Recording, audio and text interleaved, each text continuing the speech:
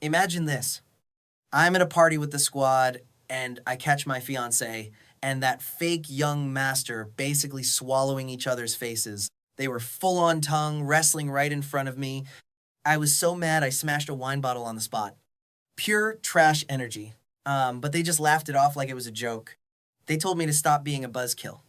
The audacity is insane. I looked at the mess they made and just chuckled. Oh, it's just a game. Bet. Let's keep playing then. New round starts, and I conveniently lose. I went big and chose the ultimate truth or dare challenge. The dare kiss, a random girl in the room. Chloe Willow is just chilling on the sofa, looking way too smug. She really thought I was gonna crawl back and pick her. Oh boy. She was about to be so disappointed. I didn't even look at her. I walked straight toward Damian's dream girl, the untouchable queen, Serena Sterling. This move had Chloe and her mean girl squad shook, jaws on the floor. They were like, Alex, what are you even doing? Isn't Chloe right there? Damian pulled out the kicked puppy face with fake tears. Bro, we were just playing. Why won't you believe me? I just let out a cold laugh. You call that playing. You two were performing tonsil hockey. If there was a bed here, you'd be on it by now. And you're telling me it's a game. Do I look like a clown to you, or do you just think I'm that stupid? I kept walking towards Serena and saw Damian's face. He was absolutely seething. Fists clenched, knuckles white. I was cackling on the inside. He's cooked. Wow, boss lady. Serena's aura is no joke. I wasn't even close yet, and I could already feel her gaze. She could slice me into sashimi at any second. I was panicking internally, but on the outside I played it so cool. I looked like a guy who definitely wasn't fearing for his life. Serena Sterling, the literal queen of the business world, looked at me with total amusement. She was curious about my next move. So I just marched right up to her. Do you remember me? Serena nodded. I remember running into you in the mountains, she said with a mysterious smile. Not looking homeless today. That line almost made my knees buckle. Does the queen always roast people this hard? Last time you said, if I ever needed a favor, I could come to you. Does that offer still stand? I asked with my most charming smile. Serena's friends were looking at each other like, wait, what is this tea? Chloe and her posse were dumbfounded. They never expected a country bumpkin like me to actually know the Sterling family. Seeing me casually rizzing up his goddess made Damian's face turn bright green. I already knew what he was thinking. How does a hillbilly fresh from the mountains even have the right to breathe the same air as Serena Sterling? Serena set her wine glass down and waved me over. I stepped closer. Man, her face is literally flawless. I was fanboying so hard in my head. Those eyelashes are so long. What kind of skincare routine is she on? What do you need my help with? Serena asked. Tilting her head. I froze. Should I really just say, I need to kiss you? But what if she judo flips me out the window? Everyone was watching. So I just gritted my teeth and went for it. I leaned down and planted a quick kiss right on her lips. No way. Serena's friends literally gasped in shock. The untouchable Serena Sterling just got kissed. Everyone thought I was about to be torn into 8 pieces. I got the kiss and immediately tried to run for my life. But no, she grabbed me by the collar. She pulled me down onto the sofa right next to her. I was so embarrassed I wanted to clip through the floorboards. You kiss me and now you want to run, she asked. Narrowing her eyes, I just gave a super awkward laugh. I lost a game I had to. She was clearly not impressed. So I started yapping to explain myself. I don't even like that trashy girl anyway. Anyone can have her. She doesn't even compare to a queen like you? Serena chuckled. So you like me? I looked at her stunning face and nodded like a woodpecker on caffeine. who wouldn't? Like a gorgeous villainess. She's the best boss. And rumors say her figure is a literal masterpiece. I wonder if it's true. Suddenly, Serena's smile turned dangerous. Turns out, she could hear my inner thoughts the whole time. She reached out and flicked my forehead hard. You little wolf cub. Kissing me was one thing, but now you're lusting after me? I looked at her with zero regret. It's not lust. I'm just admiring you from an academic standpoint. My academic admiration line actually made her spit out her drink. I am literally him for that one. She waved her hand and told everyone to carry on. But Chloe, her face was dark as a storm cloud. She stomped over, fuming. Alexander Wood, what do you think you're doing? Get over here right now. Suddenly, I felt like a straight up lion. I just wrapped my arm around Serena's neck. Talk about a massive flex. I just blinked like a total saint. Chill. Miss Willow, it's just a game. Why are you so pressed? I haven't even gone full tongue action with her yet. Right on cue. Damian's eyes went red. Alex, you're tweaking. You're taking this way too far. Chloe and I were just playing around. She's your fiancée. There's zero logic to anything going on between us. I rolled my eyes so hard I saw my own brain. My voice dripping with pure sarcasm. Oh, so now you remember Chloe is my fiancée. When you were playing tonsil tennis with her for a whole minute right in front of my face, where was that energy? Why didn't you think of that then? Are you upset because I kissed your precious little soulmate? Want me to go for round 2 just so you can fold and have a heart attack? You shameless, two-faced clout chaser. After saying that, I did the unthinkable and nipped Serena's lower lip. Serena caught my waist, looking down at me with a smirk. Alexandra, has anyone ever told you that your audacity is literally God tier? Without even thinking, I gently bit her lip again. She narrowed her eyes and called me bold. But I could tell she wasn't mad. I thought to myself, who said the queen was a cold-blooded tyrant? She's clearly very chill and easy to vibe with. Watching me kiss Serena again, Damian was absolutely losing it. His eyes were bloodshot. He pointed a trembling finger at me. Alex, you shouldn't just use some random woman for revenge. This is wrong. Meanwhile, Chloe's face was completely black with rage. Alexander Wood. I'm saying this one last time. Get over here. I just sat comfortably next to Serena, playing with her fingers like a boss. Who do you think you're talking to? Don't forget who your fiancé is. Chloe was literally grinding her teeth. I just burst out laughing, stood up, walked right up to her, and delivered a world-class face slap. Smack Damian started bugging, grabbing her arm like a total simp. He kept asking if she was hurt. Watching this soap opera, I had to give these soulmates a slow clap. Chloe froze and awkwardly pushed him away.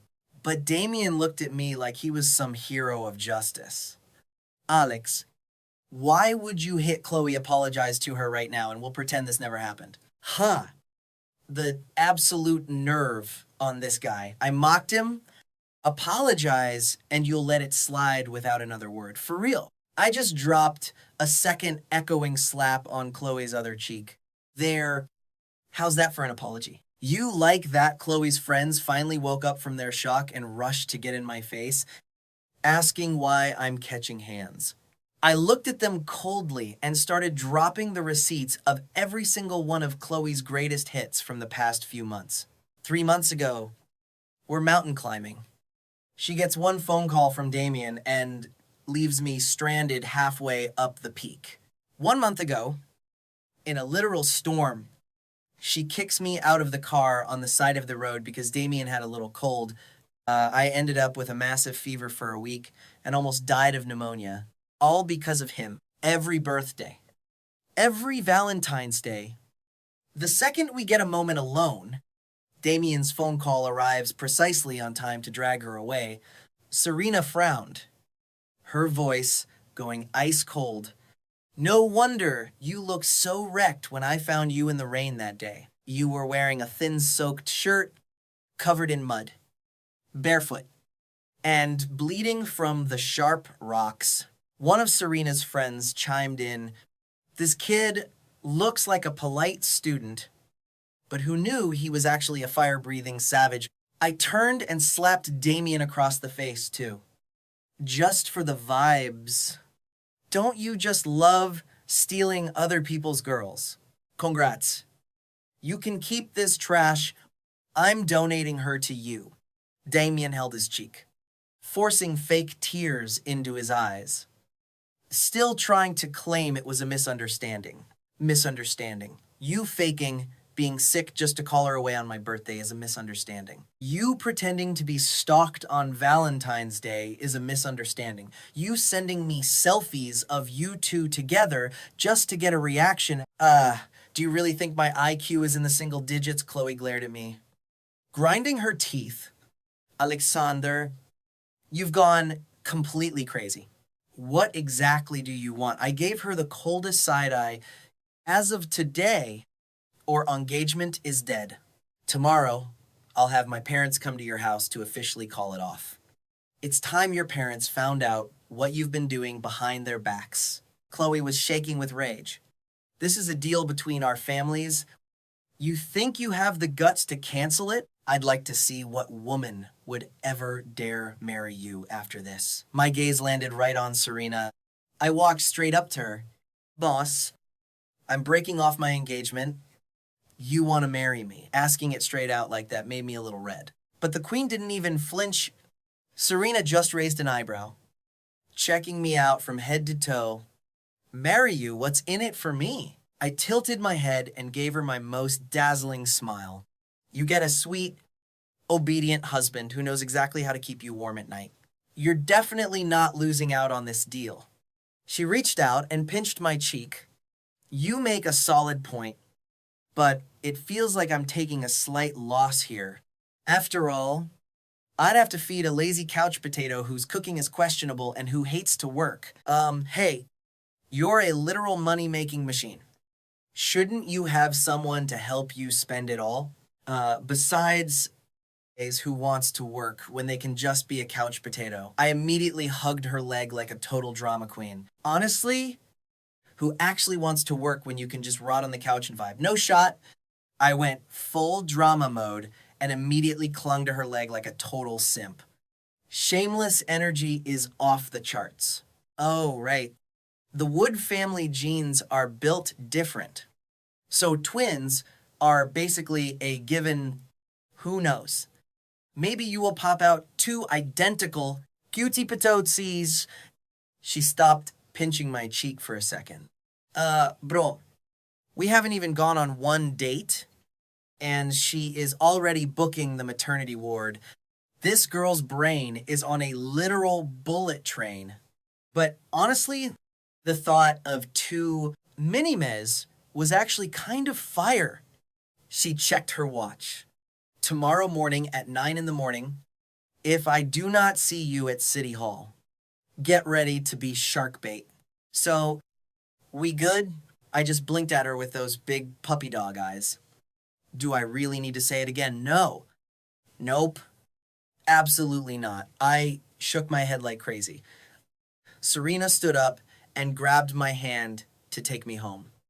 But then Damian blocked our path. He started biting his lip and looking all pitiful. President Sterling, my brother is literally engaged already. What he just said was just him coping because he is mad. I am so sorry for him. Watching Damian's little performance, I just had to roll my eyes. Is this guy seriously panicking right now? Serena threw her coat over my shoulders and said coldly, "You are in my way. Move." I could not even hide my laugh. Especially seeing Damian's face look so hurt. It was hilarious. Oh boy. Looks like someone's Delulu is acting up again.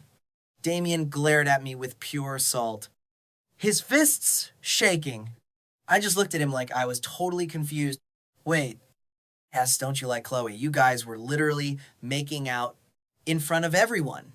Now that I am being a bro and letting you have her, why are you mad to help you out? I even found myself a massive upgrade. Damian's face turned a nasty shade of red. He could not stop staring at Serena with a literal goddess like Serena Sterling right there. Who gives a damn about a mid girl like Chloe Willow? He would not want 100 Chloes now. He bit his tongue to try and stay calm. If you do this, do you really think mom and dad will be okay with it? He asked, looking at me like I was trash. Obviously, they will. I am the biological son after all. You know exactly how much they miss me. That one sentence made Damian's eyes go totally bloodshot. Ever since I came back to the Wood family, the vibe toward him had shifted. All the SSS rank stuff used to be his, but now he only gets the scraps I don't want. Even the fancy soap only gets to him. After I am done picking what I like.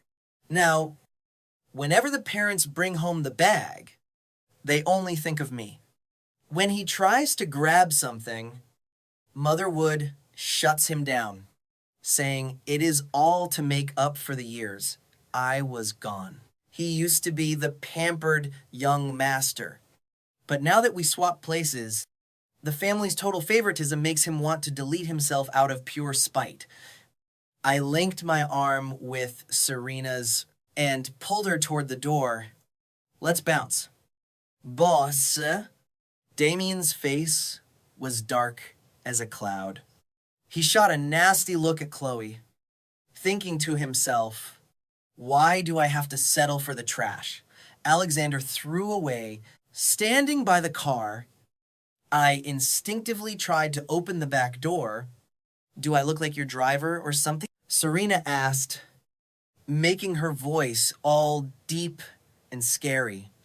I quickly shut the back door and scrambled into the passenger seat and buckled up fast. Inside, I was screaming. The villainous boss is actually terrifying. Am I going to get cooked before the honeymoon? Serena just shook her head, looking amused. You are such a scaredy cat. So, how did you have the guts to kiss me? Relax. I am not trying to be a widow. On my actual wedding day, I tilted my head, looking at her like a confused puppy. Wait, what does that mean? Serena just chuckled. Just a reminder, 9 in the morning tomorrow at City Hall. Do I need to repeat myself? I shook my head fast. No need. No need. Serena handed me her phone. With literal tears in my eyes, I typed in my digits and added myself on her socials. Meanwhile, Damian had chased us out. Seeing me already in Serena's car, driving away, Chloe finally ran out, but she was too slow. Skill issue. Seeing Damian's salty face, she asked, Damian, what is wrong? Damian put on his best sad boy face. Chloe, I have to go home. What if my brother starts snitching on us to my parents? Chloe hugged him, looking all types of mad.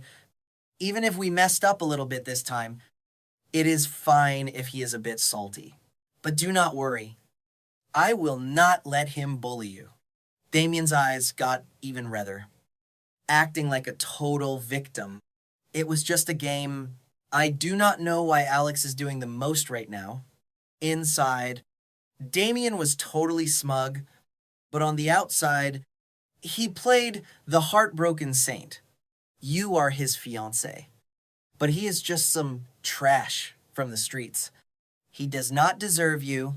Chloe's eyes were full of disgust, acting like her arranged marriage to me was some kind of charity work. She hugged Damian tight to comfort him. Do not even worry. You are the one I actually like. Alexander is just a clown. My engagement to him is strictly for the clout. Damian lowered his head, a flash of victory in his eyes. Alexander, so what if you are the real heir? Chloe still looks at you like you are literal dirt. Do not talk about my brother like that. Damian said, acting all fake, nice. But really, he was just trashing my name even more. Whatever. Let's just stop talking about that loser. Serena just sighed. I'm dropping you off first so Alexander doesn't try any shady business the second we turn our backs.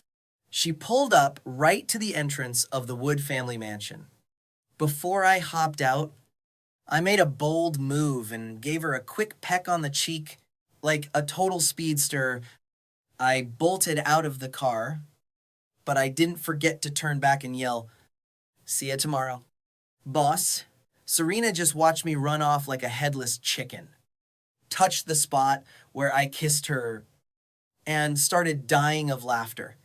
What a total coward. Just as she was about to peel out, she saw a car approaching.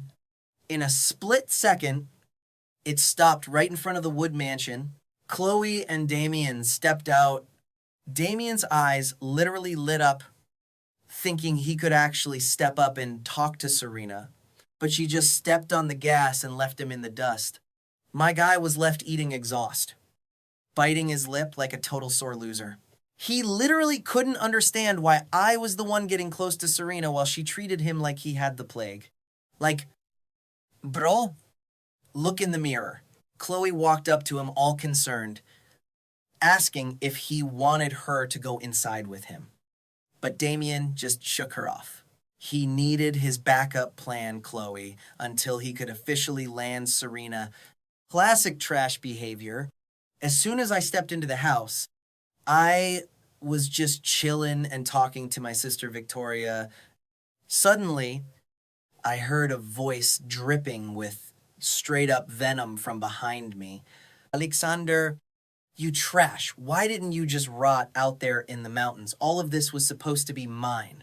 I turned around and locked eyes with Damian standing at the door. He tried to look down real fast, but it was too late. That split-second look in his eyes said he wanted me dead. Home early. Afraid I was gonna snitch to mom and dad. I was totally roasting him. Right then, Victoria and my mom were about to go say hi to Damian. Suddenly, their faces went pale. They stared at me like I was a ghost, because mom realized my mouth hadn't even moved. Was that his inner thoughts? While the three of them were losing their minds in shock, they heard some facts from my inner voice that absolutely shattered their reality. Turns out, Damian hadn't just been lying. He found his biological parents ages ago and was low-key plotting with Chloe to bankrupt the entire Wood family. He even paid a truck driver to take out my sister Victoria and make it look like some drunk driving accident. Thinking about how pure Victoria is while this snake plans her death makes me sick. Victoria's hands were shaking like crazy. She tried to play it cool, but mom grabbed dad's hand so hard that Richard Wood actually winced. Seeing her panic, Richard patted her hand to comfort her, thinking, this stuff hasn't happened yet. We can still flip the script. Meanwhile, Damian was completely clueless about the massive vibe shift in the room. He was still trying to act, "I'll just play the victim card, and these NPCs will definitely fall for it." He dropped to his knees to give his Oscar-winning performance, but I moved first. "Mom!" "Dad, I'm canceling the engagement." Those words made Richard Wood freeze. He looked up at me like I was crazy, his face full of shock. "Wait. Alex, don't you love Chloe? I looked over at Damian." His face twitched for a split second before his entire body went stiff. He was literally sweating buckets because he knew he was cooked. "I do," I said quietly, my voice sounding totally broken. "But I caught her making out with another man right in front of my face today. And she had the audacity to call it a game. She thinks I'm a total fool." I let my voice crack and triggered the waterworks right on cue. Seeing me cry broke mom's heart. Dove was like, "Alex, what exactly happened? Tell us everything right now." No, that's cap. It's not true. Seeing the Wood family looking at him with pure rage, Damian started panicking and stuttering his defense. We we were just playing a game, I swear. It wasn't on purpose. But Richard Wood wasn't buying any of that nonsense. He might not have heard my thoughts, but he wasn't dumb.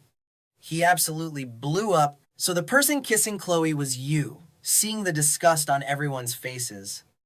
Damian started shaking his head like a maniac to try and fix it. But I shut him down with a cold stare. Not on purpose. I smirked and waved my phone in the air. Funny story. I actually have this surveillance video. Mind if I put it on the big screen? Would you? What video? What are you even talking about? Damian looked at me like I was a straight up ghost. He went pale as a sheet. He started sobbing and begging.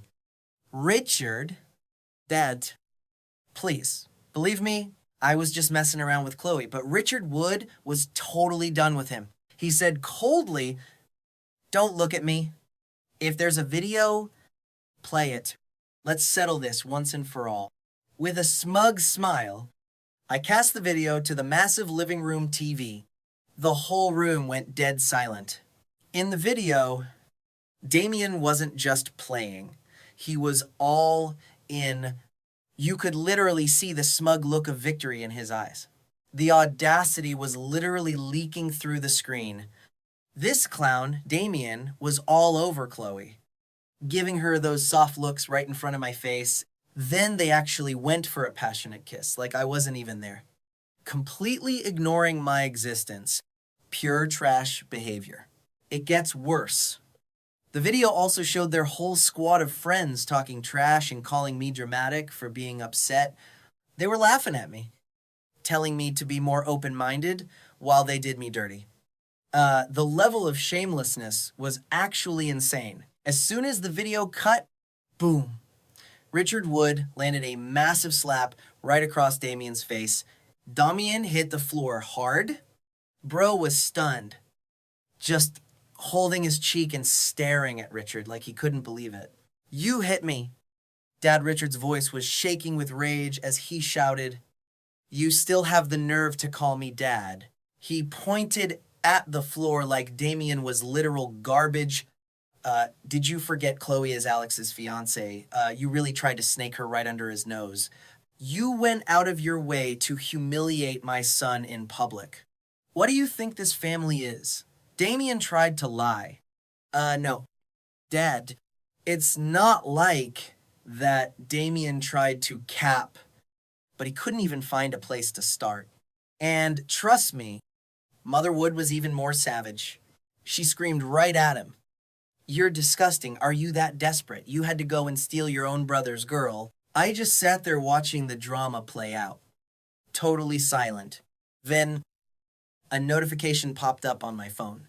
Serena sent over some more heat. A new video. This one clearly showed Damian taking Chloe to meet his real biological parents. Plus, there were a bunch of time-stamped photos of them checking in and out of hotels together. He's cooked. Mom, Dad, Serena just dropped another file. I think you guys are definitely going to want to see this one too. I hit play and the room went dead silent. Damian was about to talk back, but he just froze. He saw the evidence on the screen and realized he couldn't lie his way out of this one. His face went ghost white. Bro was speechless. Time for the final blow. I told him, if you think any of this is a deep fake, go ahead and take it to a forensics lab.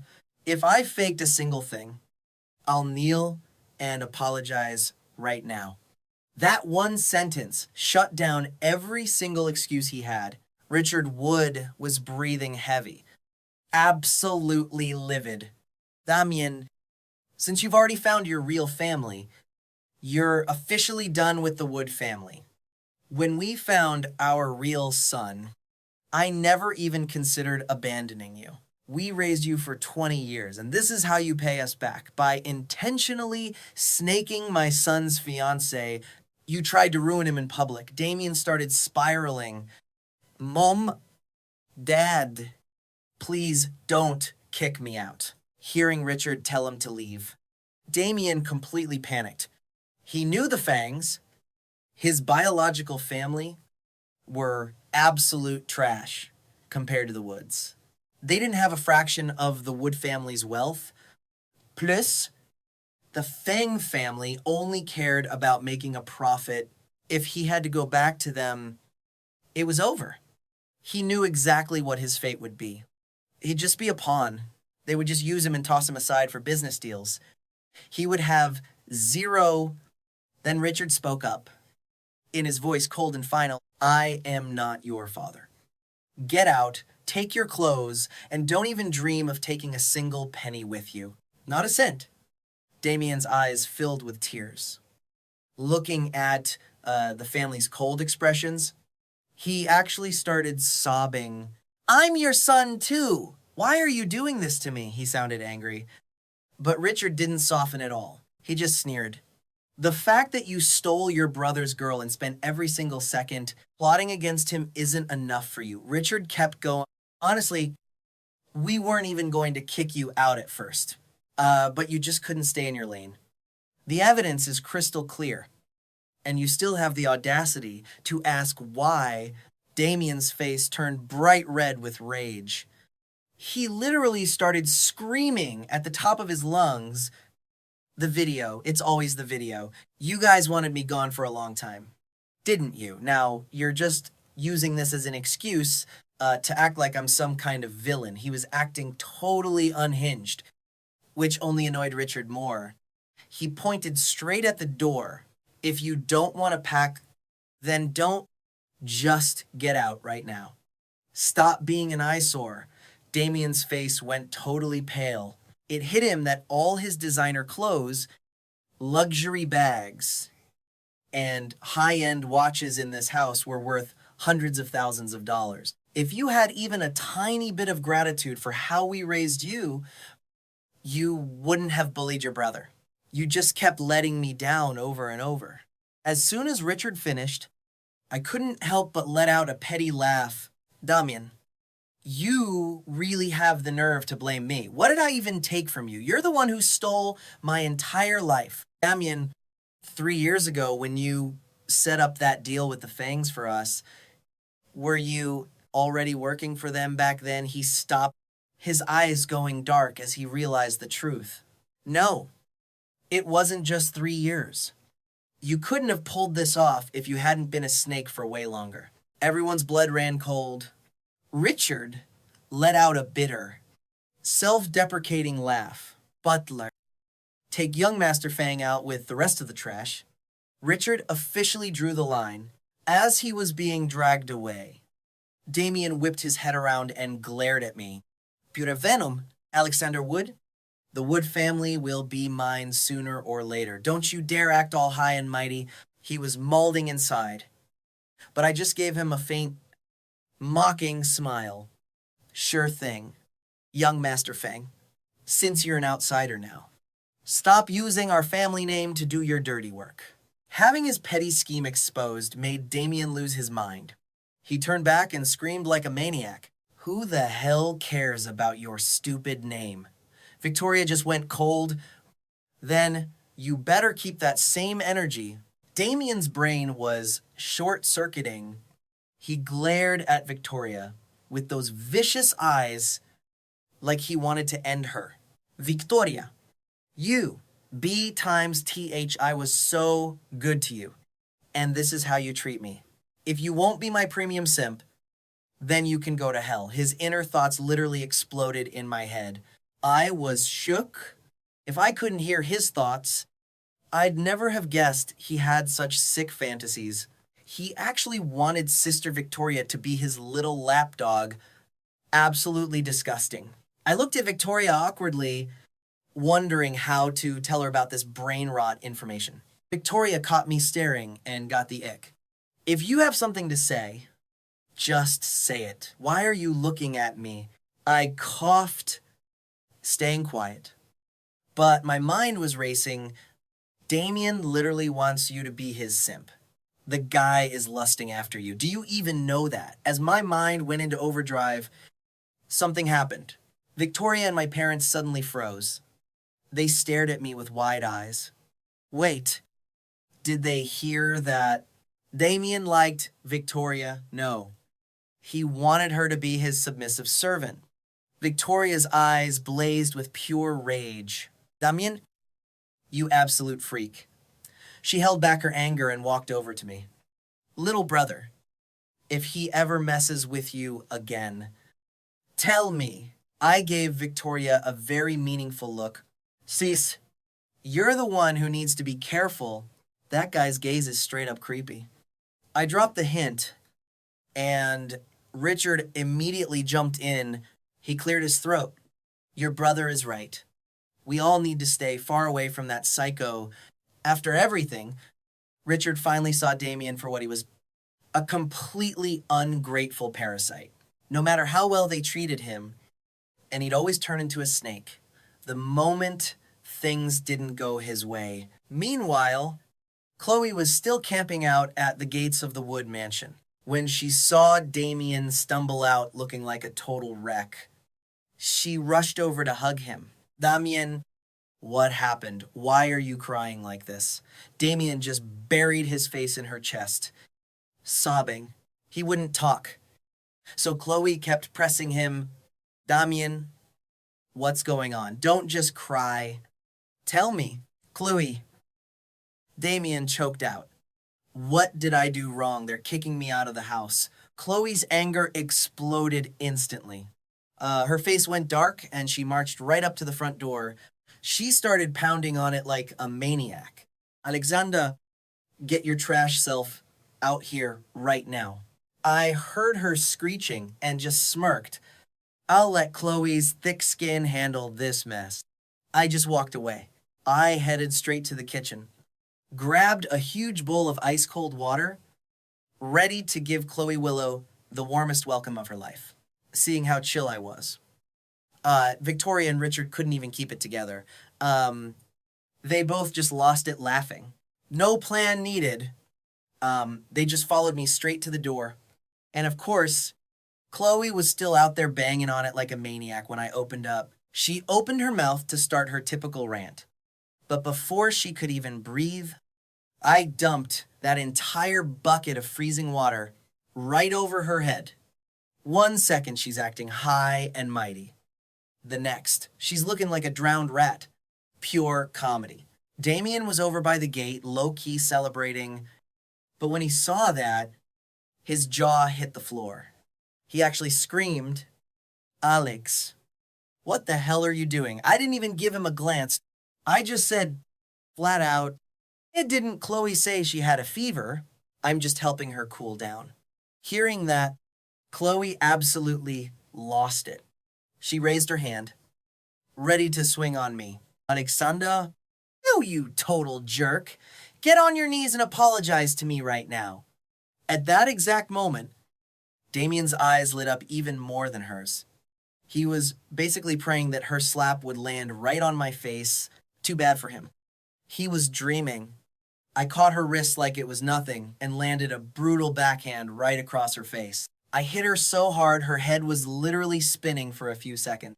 She just stared at me, looking like she'd seen a demon. Like, did Alexander completely change? Where's the pathetic simp who used to follow me around begging for attention? I rubbed my hand and just smirked. Man, your skin is so thick, slapping you isn't even satisfying. Chloe was shaking with rage, but then she saw Victoria, my parents, and a group of massive bodyguards walking out. She immediately folded, didn't dare to scream another word, just sat there cursing me in her head. Alexander, you piece of trash. How dare you embarrass me in front of Damian? Just wait until we're married. I'll make your life hell. I just looked at her with a cold smile. Is this girl actually daydreaming right now? I've never seen anyone this delusional. Chloe didn't even get the sarcasm and kept up that weird, preachy tone. Alexander, I know you're just jealous of Damian. but we're literally just platonic friends. Just apologize now and we can forget this happened. That honestly made me want to gag. I couldn't even hold back. I just landed a solid kick right to her stomach. It wasn't a tap either.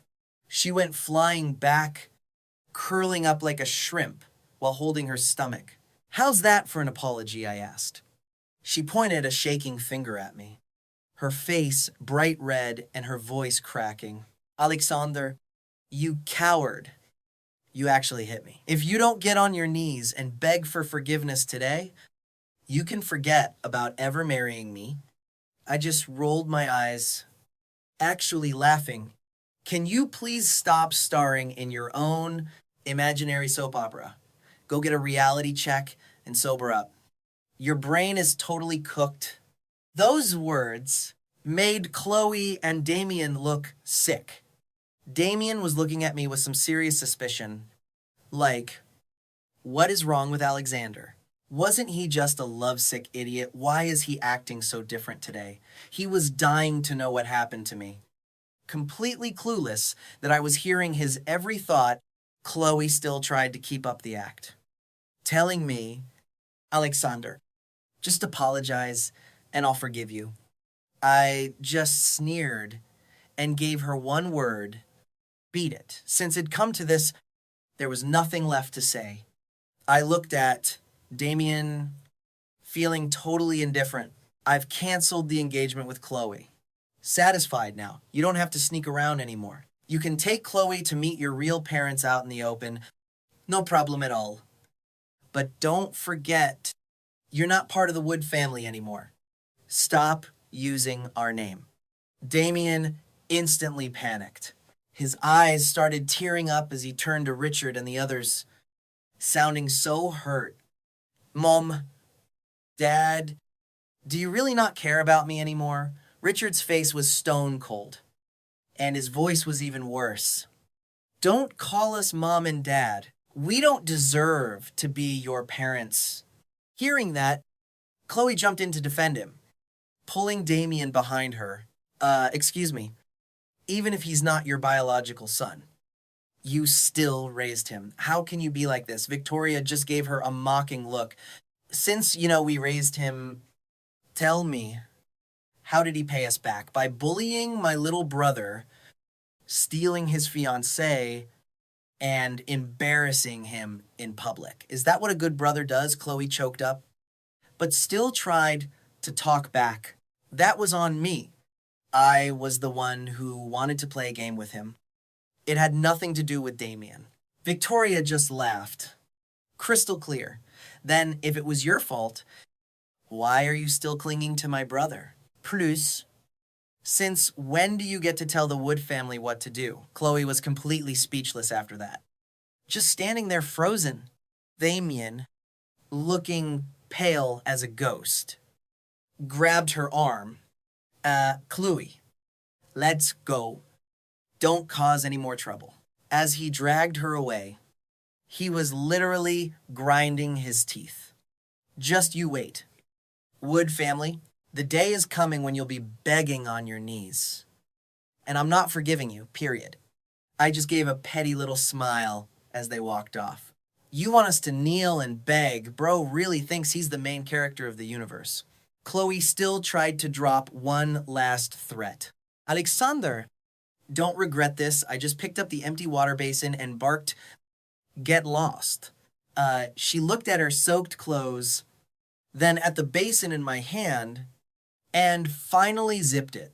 She grabbed Damian and scrambled away like a total loser. The moment they left, I started low-key panicking. Only one thing was circling in my brain. How do I tell my parents I'm about to go get married? They were looking at me like they expected me to magically turn into a flower or something. Their gaze was so intense, it gave me goosebumps. I swallowed hard and asked, Mom, Dad, why are you looking at me like that? My sister Victoria ground her teeth like she was chewing on rocks. You're hiding something from us, aren't you? I was gonna lie, but I hesitated. I had to spill the beans eventually, so might as well rip the Band-Aid off. Let's go inside. I'll tell you everything. Victoria huffed and walked straight in. My parents shared a look and followed me in silence. Once we were in the quiet living room, I broke the silence. My voice was tiny, like a mosquito. Hypothetically, if I swapped brides, would you guys be cool with that? The second I said it, everyone froze. My mom's eyes locked onto me like high beams. If she stared any harder, she'd burn a hole in my head. If the girl was there, my mom probably would have grabbed a broom and chased her out. Who is it? Serena Sterling. The air froze for a solid few seconds. Victoria and Richard looked at me like I was a ghost. Who did you say? They looked at me like I was hallucinating. Serena Sterling like. The head of the Sterling family. I doubled down. The big boss. Victoria reached over and felt my forehead. Little bro, how much did you drink? I slapped her hand away and rolled my eyes. I'm perfectly fine. Usually you guys are so quick. Why are you so slow right now? I'm totally sober. Tomorrow morning at 9 a.m., she's even coming to pick me up. Richard and the others looked at me like I was an alien experiment. Their faces were a mix of total shock. It was like they thought I'd been abducted by aliens. I was about to explain more, but my mom spoke up. Alex, tell me exactly what happened. She spoke gently, holding back my sister and dad who were about to explode. She looked suspiciously calm. I scratched my nose, feeling super awkward. I started stuttering through the story. So today we lost a game, and I had a major brain fart. I kissed her twice. I paused, getting my courage up. Then I told Chloe the engagement was off. Chloe made some trash comment about how nobody would ever marry me. So I just casually asked Serena, and Serena said yes. My voice got quieter and quieter as their faces went through a whole movie of emotions. It was like a magic show on their faces. Mom, Dad, you guys don't mind, right? You don't mind if I switch my bride to the ultimate boss lady, I asked, feeling super anxious. They were quiet for way too long. What if they were furious? My mom just sat there stunned. Then she suddenly stood up and walked upstairs. My heart dropped. I whispered, Dad, Mom isn't mad. Is she? My dad pursed his lips, about to say something, when my mom came back down holding something. She looked super secretive. My dad looked at what she was holding. Wait, is that the family register? She shoved the register into my hands and patted my shoulder like I was a hero. Alex, my son marrying Serena Sterling is the ultimate jackpot. Mom's got your back one to 100%. I was floored. What is even happening? I looked at my dad like, Dad, control your wife. But to my surprise, my dad just shrugged like a total coward.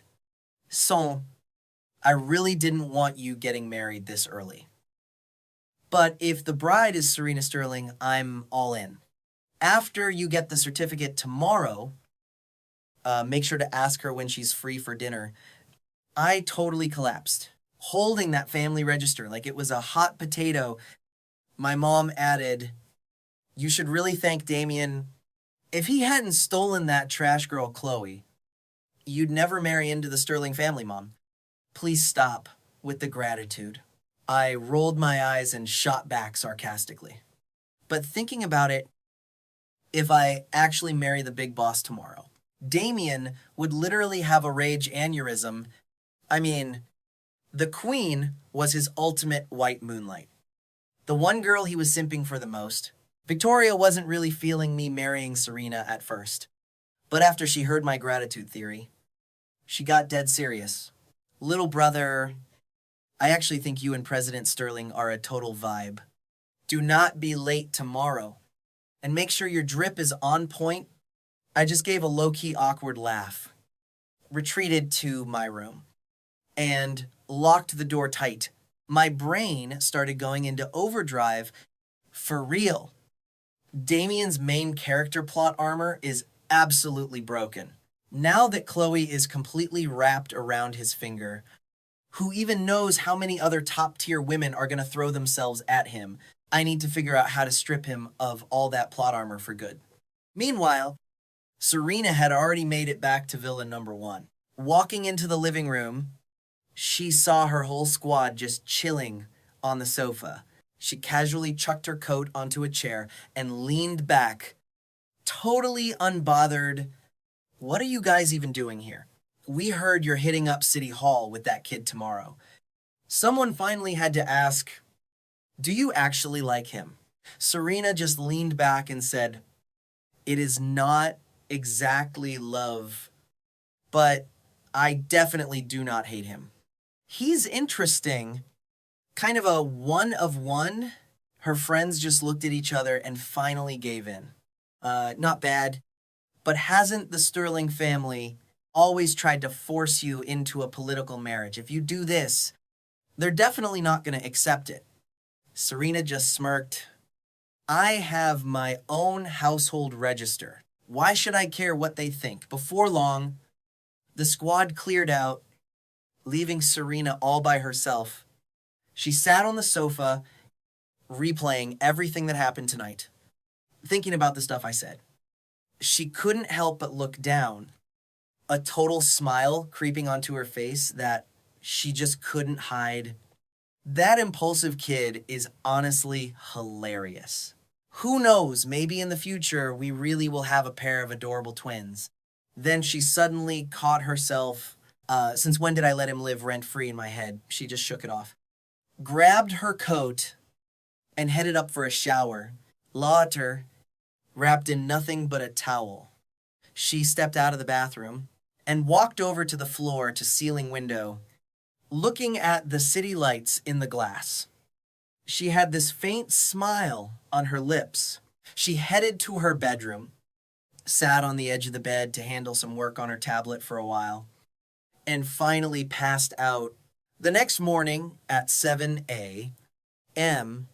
sharp, my mom literally dragged me out of bed. I was yawning like crazy while I crawled up, washed my face, and checked the drip in the mirror. Yep, the fit is looking absolutely immaculate today. I checked the clock, and it was already past 8 a.m.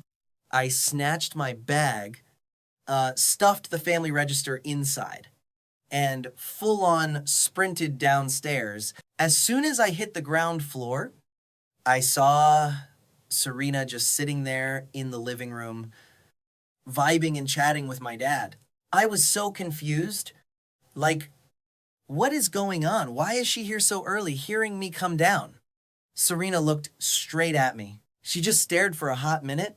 Honestly, her gaze was making me low-key self-conscious. Is my outfit weird? Why is she staring like that? I couldn't help it.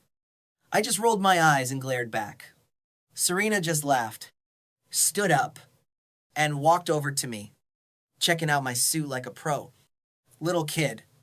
She said, I just ignored her and pouted like trash. But I still muttered, I am 23. Okay, who are you calling a little kid? She kept using that name, and it was low-key triggering me.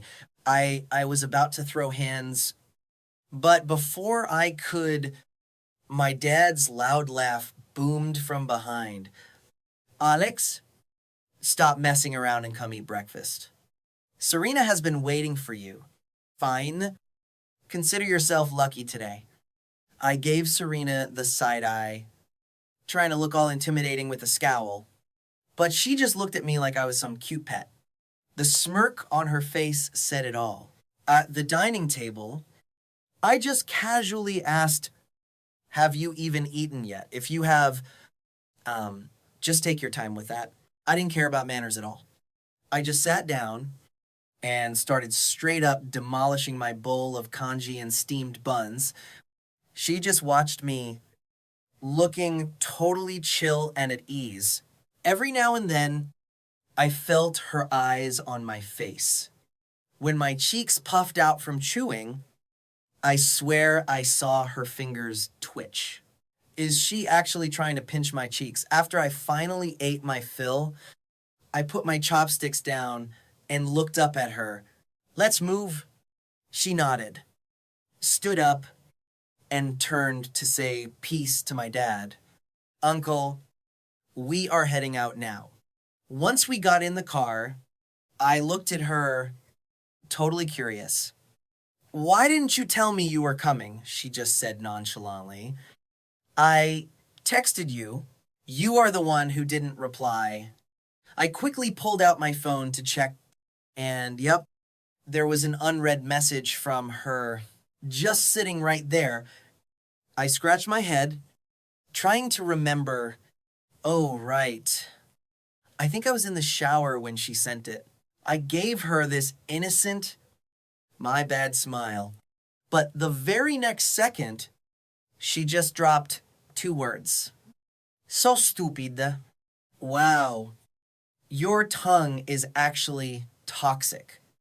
You know, that careful, or you will never find a husband. I snapped back while rolling my eyes. She just glanced at me and suddenly smiled.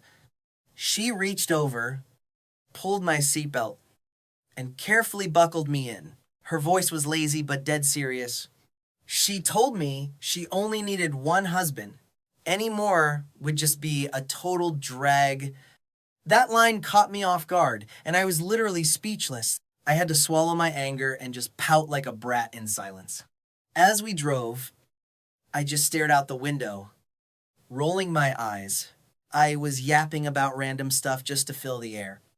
Serena didn't say much, but every time I tossed the topic her way, her replies were sharp, totally on point, and had that insane boss aura.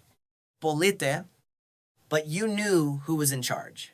She is the ultimate boss lady compared to that fake. Superficial. Chloe Willow. Serena was on a whole nother level. Like, it wasn't even a fair fight. She glanced at me with eyes as calm as a deep lake, totally unreadable, and ice cold. By the time we hit City Hall, I was still feeling myself totally hyped, but the second we walked in and I saw Damian standing there, my mood did a total nosedive. This guy is literally a haunting ghost. I cursed under my breath, glaring at him with my brows furrowed. Serena saw him too, standing there looking all pathetic like a fragile white lotus. The king of acting weak, Serena just parked and said, "Let's go." Then she naturally grabbed my hand to lead me inside. No big deal to her. My heart did a literal backflip. I looked down, hiding my face while smiling, like a total softie. The moment President Sterling entered, Damian tried to stop her. Honestly, I couldn't help but roll my eyes. This guy lives for the drama. Right on cue. He pulled his poor me routine and blocked our path. President Sterling, I need to talk to you. Serena just kept her hands in her pockets, giving him a look that could literally freeze hell. Her eyes were screaming 3 massive words. Get the hell away. Her icy voice dropped a line that had me dying laughing. I immediately clung to her arm, leaning in close just to flex.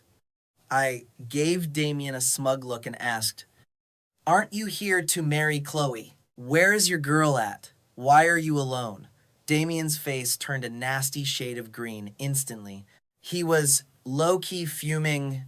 He gritted his teeth and stared at me like he wanted to end my whole career. The pure rage and denial on his face were hilarious. He clearly thinks I am not good enough for Serena.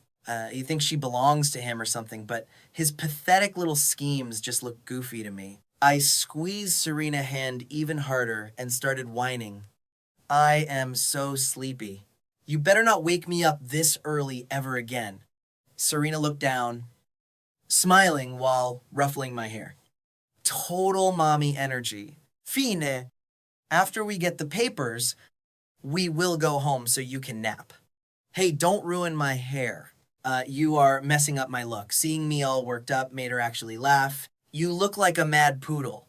She reached out to fix it anyway.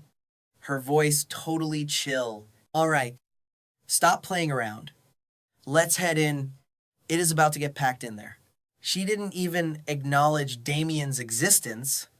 I turned back, giving him the most mocking wave ever. Just keep waiting for Chloe. Bro, we are heading in first. That tone had his face switching from green to white real fast. He looked like he wanted to talk back. His mouth was literally hanging open, but Serena already dragged me toward the VIP entrance. She treated him like the plague. When we finally walked out with our bright red marriage books, Damian's face was so dark, he looked like he was about to explode. For a second, I really thought he was going to crash out, grab my certificate, and tear it to pieces. Do you need to go back and pack? Serena asked, snapping me out of it. I just stared at her, confused. Are you for real? I am moving in with you, and you won't even buy me new clothes. You want me to bring my old trash. The generous boss lady image I had of her shattered. She sighed and pinched the bridge of her nose, sounding totally done with me. I meant like your computer. Do you need that or what? I realized I messed up. But then I saw Damian still lurking. So I turned up the volume. Whatever. I don't need any of that old junk as long as you are buying me brand new stuff. Serena instantly caught on to my petty flex. She just played along. Fine.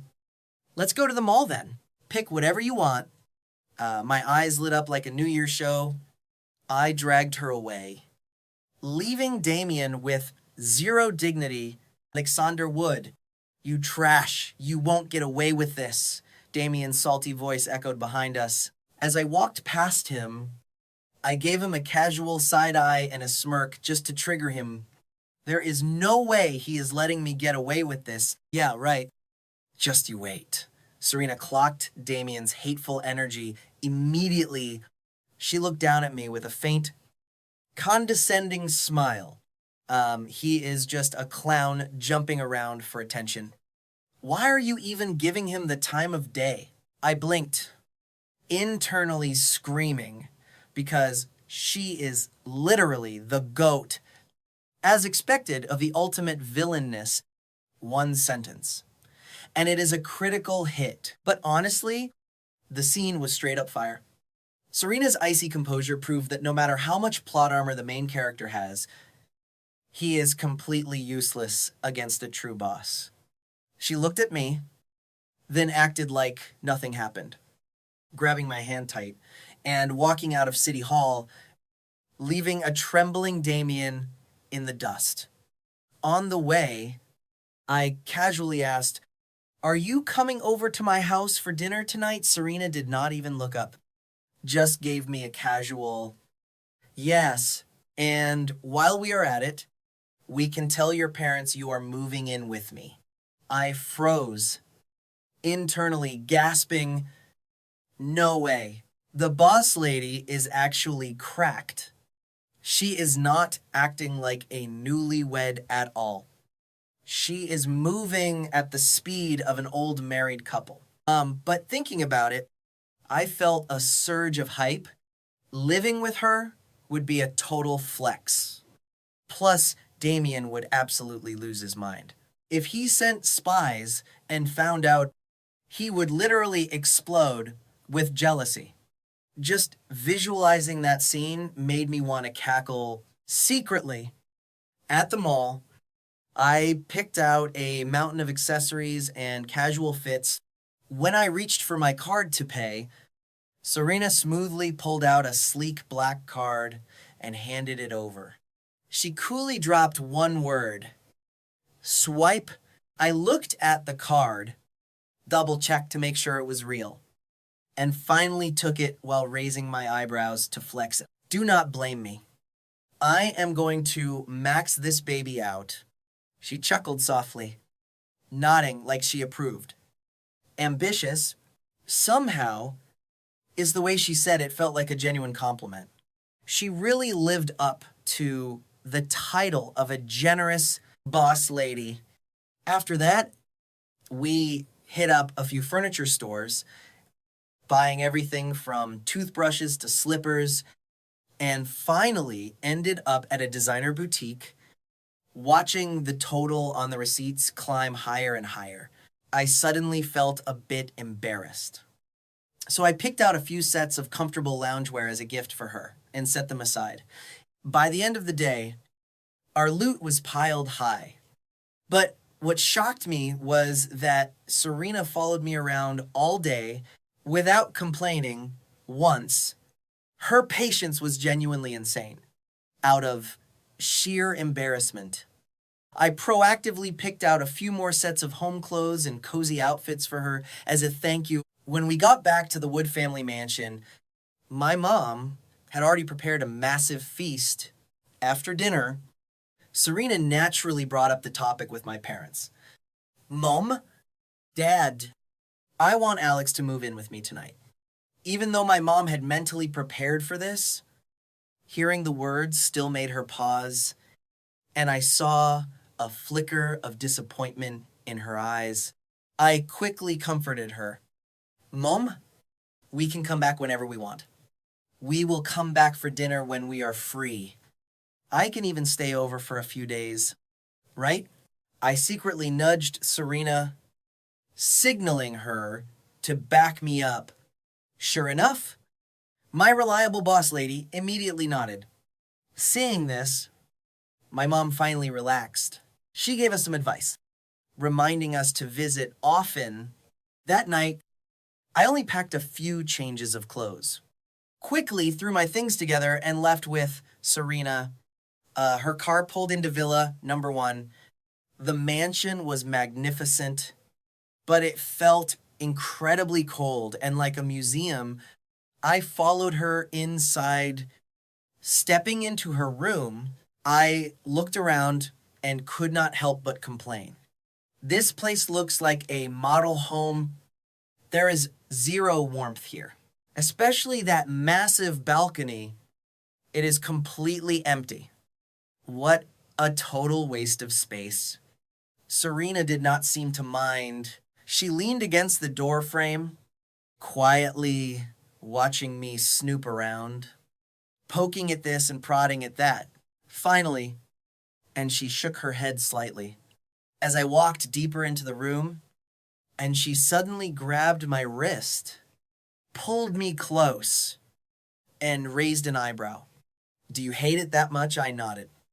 Being completely honest, I hate it a lot. Serena unexpectedly shoved a black card into my hand. She said generously, then decorate it however you want. Really, I can change whatever I want. My eyes were literally sparkling like starlight as I stared at her. As long as you do not paint the whole thing pitch black, I have no objections. Her words made me cover my mouth and burst into laughter. Haha, why would I paint it black? Just the thought of that gives me the creeps. Serena stood a few steps away, hands in her pockets, the corners of her mouth curving into a deeply meaningful smile as she watched me. I startled, suddenly on high alert, and prepared to sneakily make my escape. But before I could take a step, I felt a strong pull on my waist. She abruptly yanked me back. What are you doing? I stammered. Looking up at her, I met her deep, mesmerizing eyes. I heard you talk a big game, she said, leaning down, her low voice laced with teasing. Bro, I straight up panicked and shook my head like a maniac. No way. Who even said that? But before I could even blink, the very next second, she literally pinned me to the bed. Her speed absolutely cracked. My eyes were about to pop out of my head. Like, What is actually happening? My brain was total mush while I was stuck there.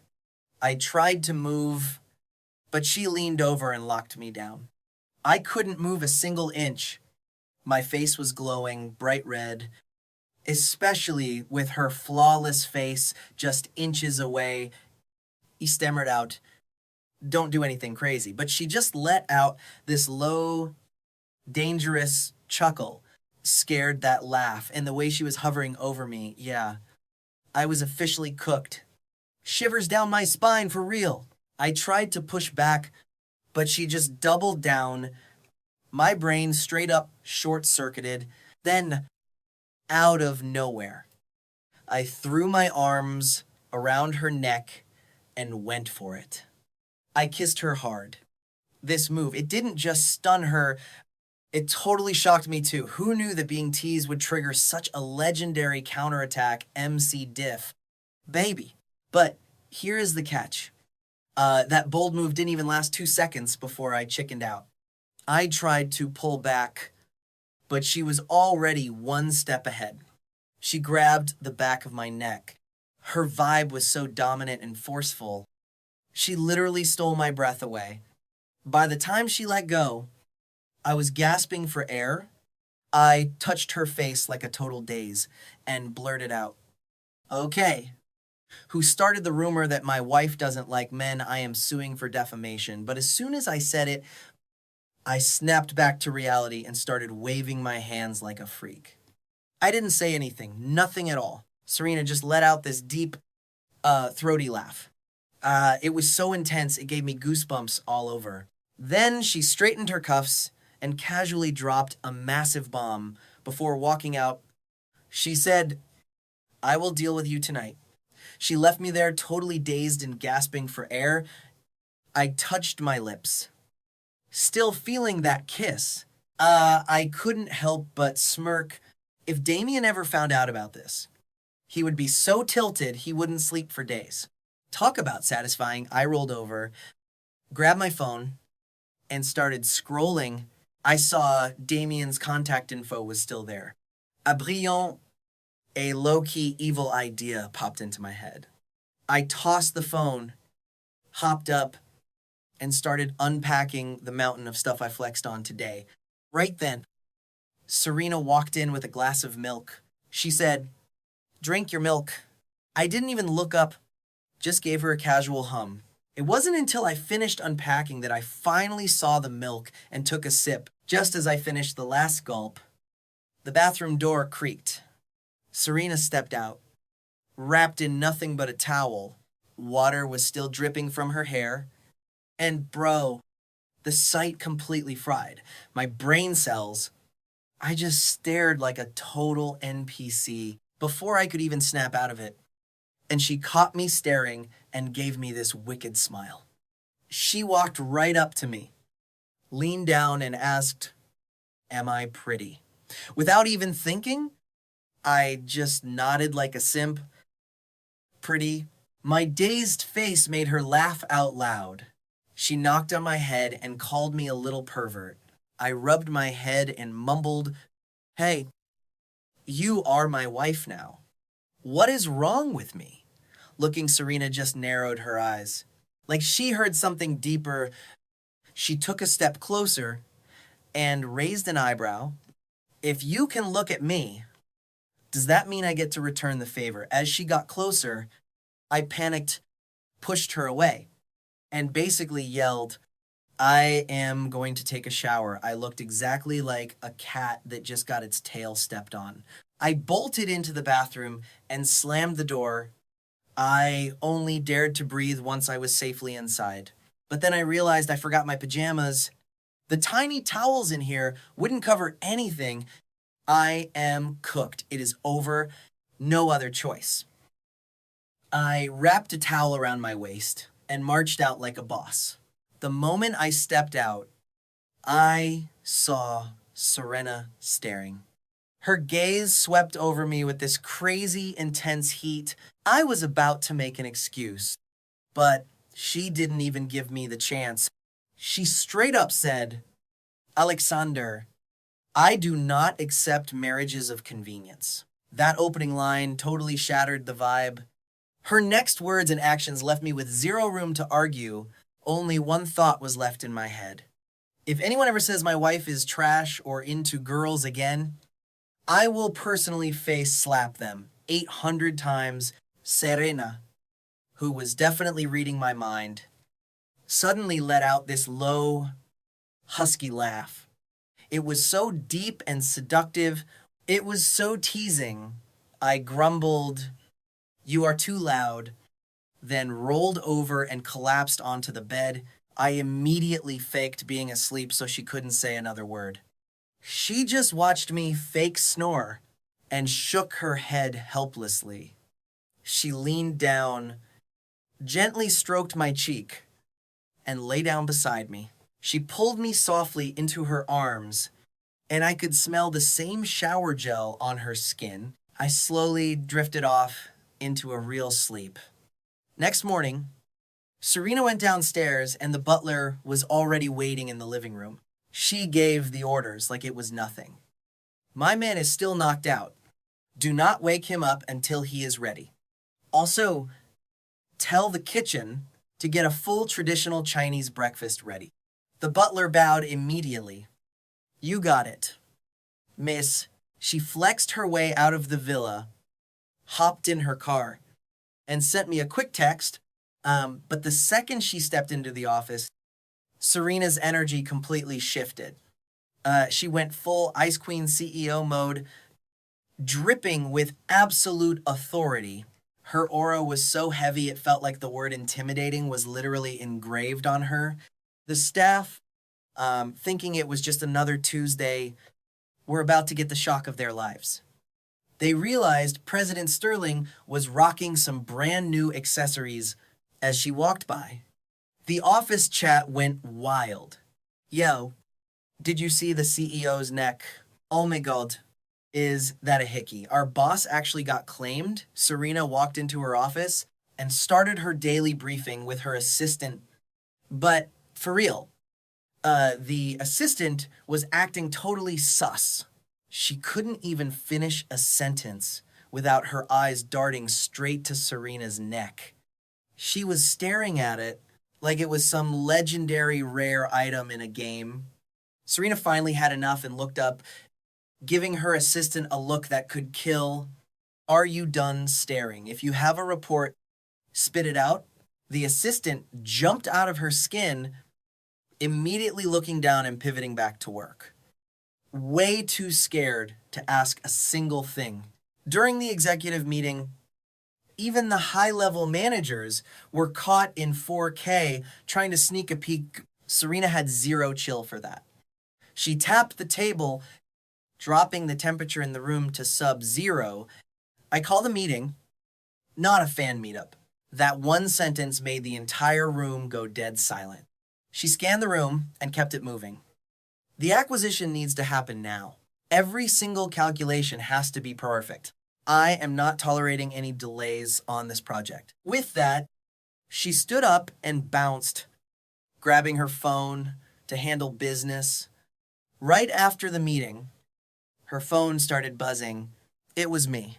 The second she picked up, I yelled at her, "Serena Sterling, are you for real right now? Have you no shame?" She just stayed calm. "You were the one who started it." I was so tilted I wanted to smash my phone. Look at me, I look like a mess. Who is going to see me like this? She just let out a soft laugh. "Why are you tripping? It is not like you are missing a limb. Alexander Serena. I am literally your husband." Her voice was full of mischief as she spoke.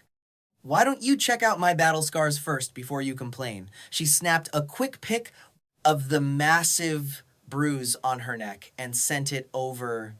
Looking at that photo, I almost threw my phone across the room. It was a huge patch of blue and purple, but then I had to tease her. "Did you do this on purpose?"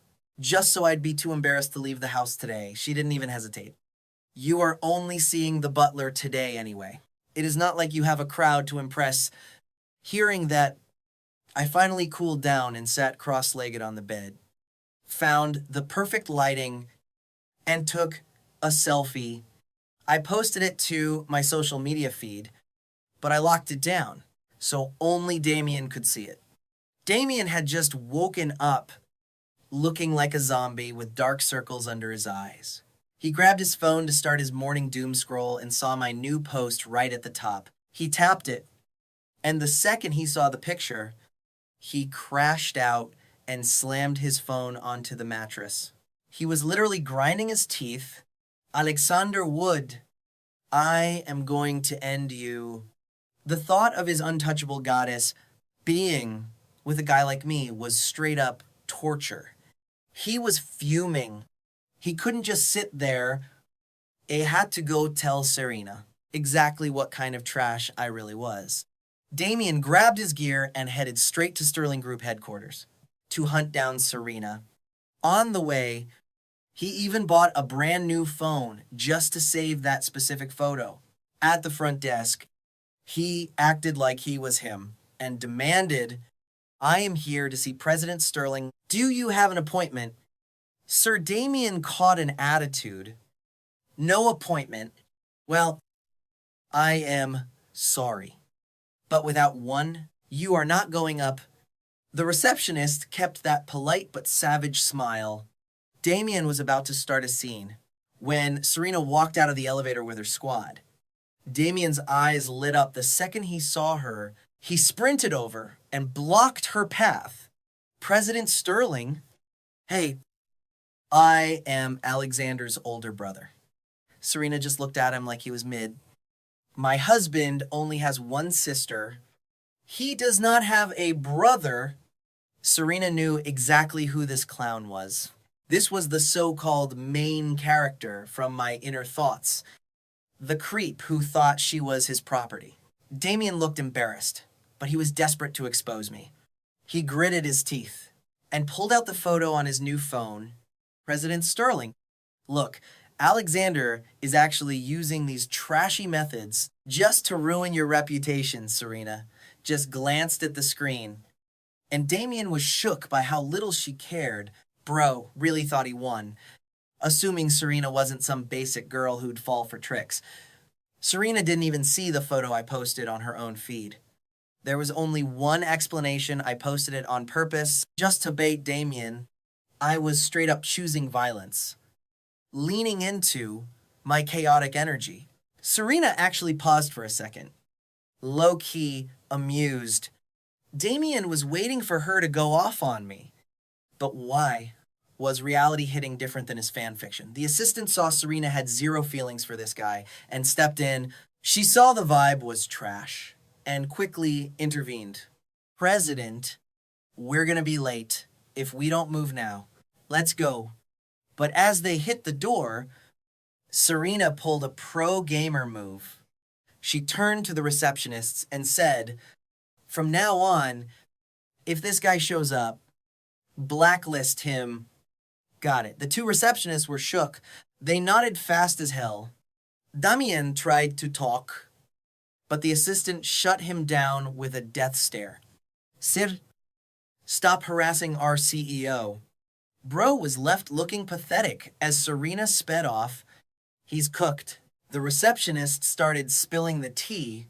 I thought he actually knew her, but she doesn't care at all.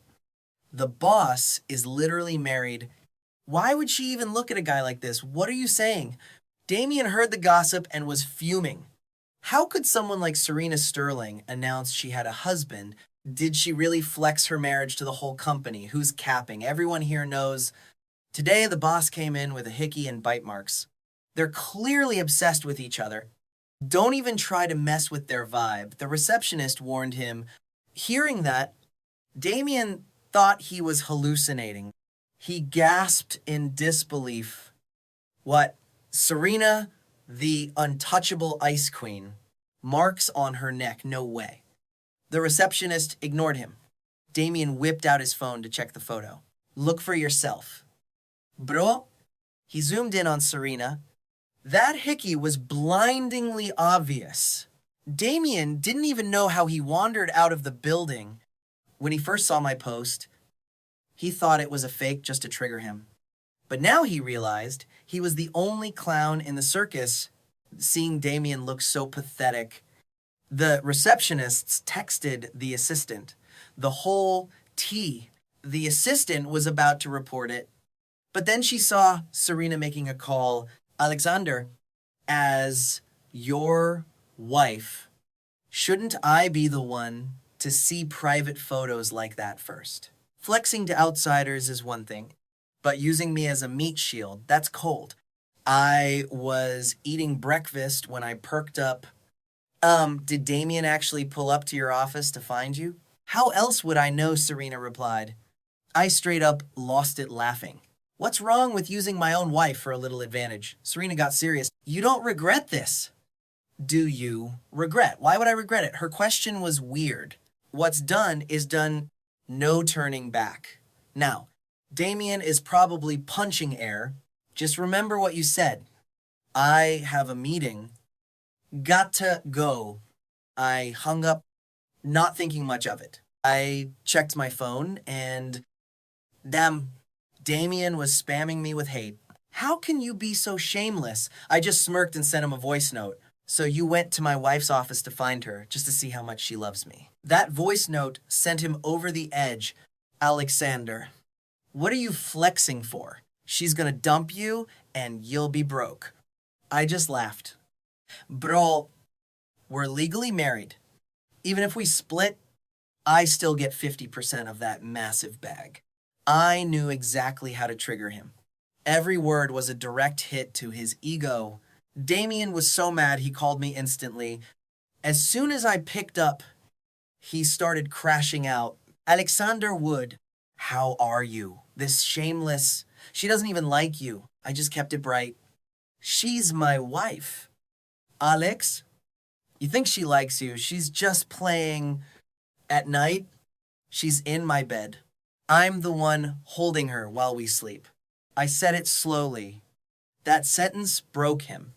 He started screaming every insult in the book. While I was baiting Damien, I didn't forget to mess with him and Chloe.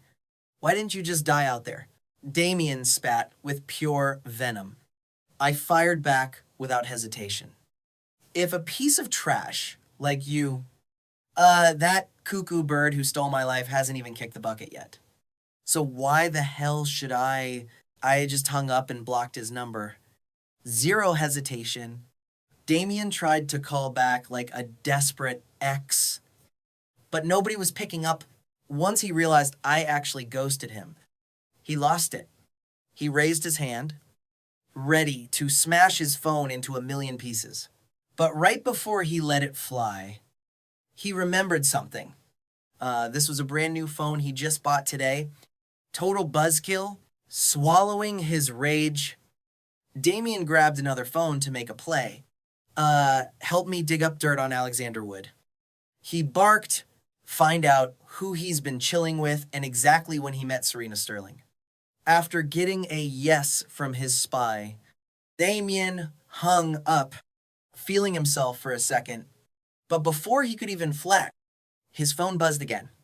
He checked the ID and talk about an L. It wasn't Serena.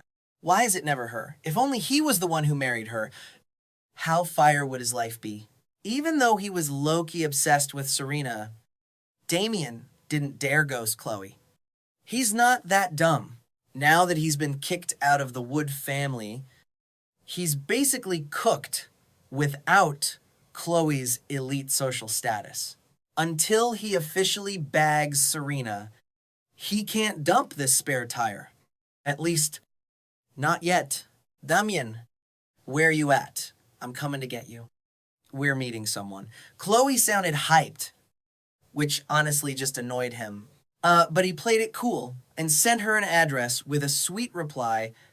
30 minutes later, Chloe pulled up. Damian, you still want to be a movie star? I hit up a director, and he's got a role for you in a new film. Hearing that, Damian grabbed Chloe's arm like they were soulmates. Chloe, for real, he acted hyped, then pulled the fake humble card. Chloe, is it really okay to use your connections for me? I don't want to be a bother. Produce, the Wood family just canceled our engagement today. Is it cool that you're not even at home right now? Chloe just scoffed. I've wanted to dump that engagement forever. Who would ever want a country bumpkin like Alexander inside? Damian was doing backflips, but on the outside, he was playing the victim. Chloe, I'm so sorry. If it wasn't for me, you wouldn't be catching heat for a canceled engagement. You're literally getting yelled at because of me. It's fine. Now that it's over, we can be together forever. Chloe hugged him tight, sounding way too deep in her feelings. Honestly, it made Damian want to gag. But he forced a look of pure love. Chloe, you're too good to me. They went to meet the director, and Damian's looks and acting actually had the guy nodding. He was impressed. All right. The third male lead role goes to Mr. Wood. Damian wasn't exactly thrilled with a side role, but he kept his poker face on. He just smiled and said, thanks. The director didn't say much else. Just apolite green. Let's be real. If he wasn't the Willow family's pet, he wouldn't even have gotten that third lead role. Damian took the script and started grinding. He was determined to blow up. Once he becomes a massive star, he'll finally have his own clout. Then, taking me down would be light work. When I heard Damian was joining a film crew, I was actually surprised. Chloe's really out here spending bank on this guy? That night, Serena came home and saw me on my laptop. She sat down right next to me, peeking at my screen. What's this? Writing a script now? Are you actually into this stuff? I slid closer to her and said, take a look. Serena skimmed through it and realized it was actually fire. You want me to invest? What's the catch? What do I get out of it? I tilted my head, looked her in the eyes, and gave her a loud kiss on the cheek. Is that enough of a benefit? Serena just looked at me like I was crazy. She felt like she was being sold short. The boss lady doesn't play games. If you're not down with that, I'm going to have to bring out the ultimate honey trap. Since she could hear my thoughts, Serena was low-key hyped for it. She looked at me, waiting to see how I'd try to rizz her up. I rolled my eyes, pushed the laptop away, and suddenly threw my arms around her neck.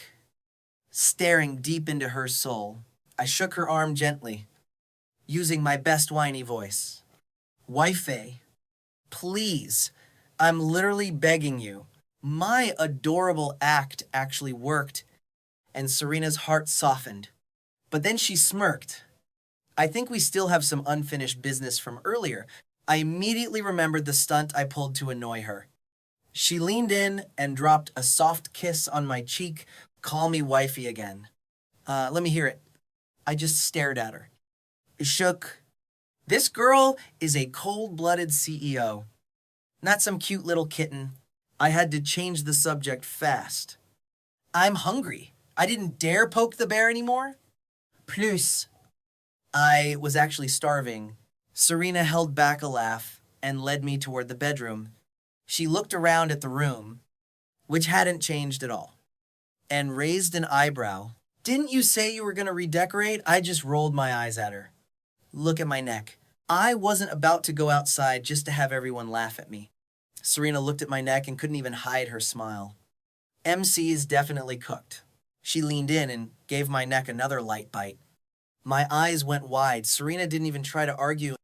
She just whispered softly, using me to trigger that trashy man. How should we settle that debt, and who told him he could like you anyway? I acted all righteous and shot back. If I don't use you to provoke him, who else am I going to use? Serena actually nodded.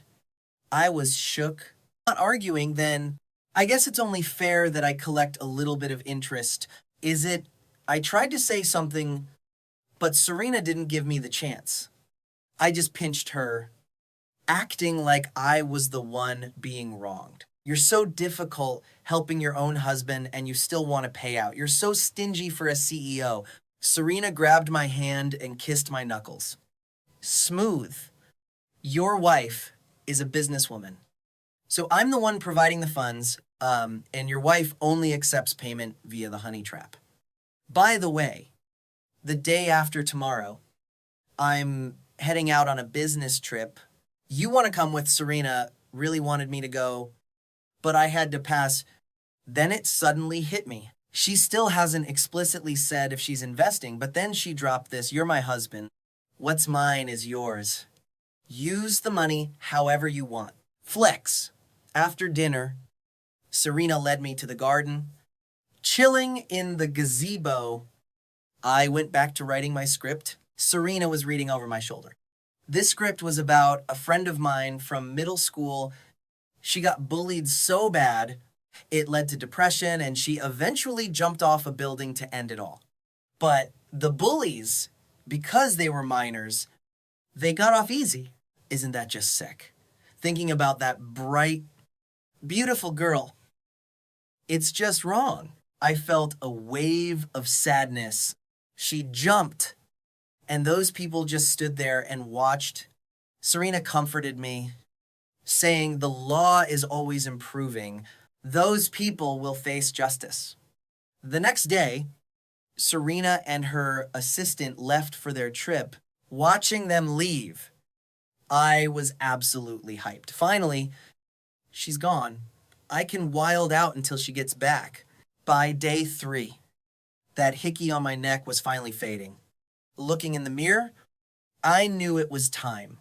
Room makeover plan activated. I drove straight to the mall and picked out a whole new set of bedding. Grabbed 2 giant beanbag chairs, a coffee table, and some plants. Once I got home, I had the staff wash everything. Suddenly, some dude stands up and blocks my path. Alexander Wood, you're just casually redecorating President Sterling's room. Did she even give you the green light? I just tilted my head and looked at him. I couldn't help but smirk. I rested my chin on my hand. Talking real slow. Bro, it's my wife's room. I can do whatever I want with it. She doesn't have a problem. So why are you out here barking? The word wife made his whole face go stiff. I called the butler over and asked, "Who is this NPC?" The butler looked at the guy and just rubbed his temples. "It's the son of Chef Thomas." Wait, since when does a chef's son get to tell the master of the house what to do? The butler glared at him, totally annoyed.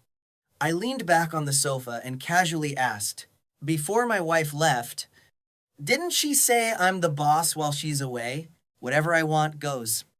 Right? The butler nodded instantly. That is 100% correct. Madam gave strict orders.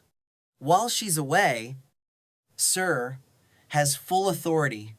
She even told us to help you redecorate. I looked at the guy with a grin. So I'm curious. My wife says I'm in charge. Does this gentleman refuse to recognize my status? Or is he just ignoring the fact that I exist? The butler's vibe changed instantly. Felix Jong is only staying here temporarily. Strictly speaking, he's not even an employee. What right does he have to talk to, sir? Like that. Get Chef Thomas out here right now. Chef Thomas rushed out of the kitchen. He finally realized his arrogant, ungrateful son had just messed up big time. "Felix, you said you had nowhere to stay for the summer. So I begged Madam to let you stay here." What the hell are you thinking? Chef Thomas was absolutely fuming. Say, Thomas and Felix's mom divorced way back. Felix chose to live with his rich stepfather and ditched his real dad. Thomas only took his youngest son. He never expected this brief reunion to turn into such a massive disaster. Sir, I'll have him leave immediately. I saw the look in Chef Thomas's eyes. Pure disappointment. I said softly, "Chef Thomas, don't stress. I know you're a good person, but there are some people you really need to watch out for. Don't let them drag you down. Thank you." Sir. After I went upstairs, Chef Thomas looked at Felix with total disgust. Pack your stuff and get out. You're not staying here anymore. I'm not your father. Didn't you love your stepfather so much? Go, beg him for money. Don't ever come looking for me again. Chef Thomas was done. Bro is officially cooked. Family first, right? He tried to look out for his own blood whenever he could, but who knew this brat would dare disrespect me and even thirst after madam? Truly a delusional clown. Bro has zero clue how big the world really is. Seeing his own father publicly side against him, Felix absolutely lost it. Fine. I'm out. You think I even want to stay in this trash heap? He raged back to his room to pack his bags. He thought his dad was just flexing and wouldn't actually kick him out. So he spent forever just stalling in his room, but Chef Thomas didn't come to stop him. When he finally peeked out, his dad just walked in, stone cold, done packing, then bounce. Felix just sneered, stuffed his gear into his suitcase, and spat on the floor like a total loser. Don't come crawling back to me later. Chef Thomas just stared at him blankly. Working for the Sterling family, he was pulling in $30,000 a month with full benefits. His youngest son was a total goat, getting scholarships every year and was super well behaved. He always helped the staff whenever he visited, so everyone loved him. Felix, on the other hand, lazy and rotten to the core. Fine, don't you ever call me again either? You're the one who said you hated me and never wanted to see me. The awkward silence after that was deafening. Felix stared daggers at Chef Thomas, grabbed his bags, and stormed out. The butler looked at the chef. Your son is nothing but trouble. I don't ever let him back in here. I'm officially done with him. Chef Thomas said firmly, it's good that you get it. Madam might ignore the small stuff, but when it concerns Sir, nobody takes chances. You did the right thing.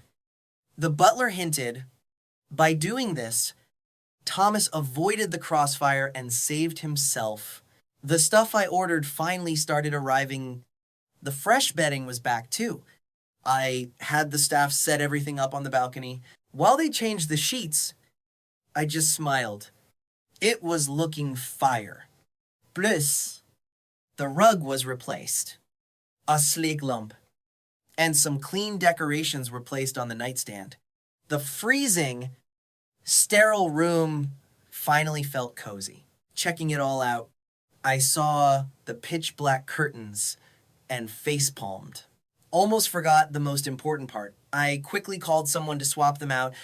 Once the curtains were changed, the depressing black, white, and gray aesthetic was gone. I snapped a few pictures and sent them to Serena. What do you think? Looks fire. Right? Over in Europe, Serena's phone buzzed while she was working. She saw the room transformation and a selfie of me. She instantly regretted not taking me with her. She sent a quick text and headed out. The CEO of the partner company still hadn't given a straight answer. Clearly just stalling for time. They're probably trying to drag this out. We can give them until tomorrow. Max, if they keep playing games, the partnership is dead. The assistant was shocked but didn't ask questions. She went straight to negotiate with them. After hanging up, Serena crashed. Next morning, she saw my messages, pictures of dinner, garden flowers, and the decorated balcony. It looked stunning. She replied and then started her day. President, they still haven't answered. Book a flight back for tomorrow morning. She wasn't about to waste any more time. Handle the business today and call me if anything happens. With that, she left. After a quick walk, she came back with a bunch of shopping bags. The assistant got a call from the partners and went to find Serena. She was stunned to see the boss organizing high-end shopping bags. Decor, clothes, and shoes. The assistant was lost. Who would have thought their icy, untouchable CEO would actually go out shopping for this stuff? Boss, how did you buy these for sir? He loves this kind of stuff. When she mentioned me, a faint, real smile touched her lips. That's when the assistant realized the CEO was actually human. When she's with someone she likes, that cold exterior just melts into something gentle. The other side wants a bigger profit margin. The assistant reported, getting back to business, I told them we're heading back tomorrow. The partner company was absolutely certain that Serena would eventually fold for the sake of the deal, but they were dead wrong.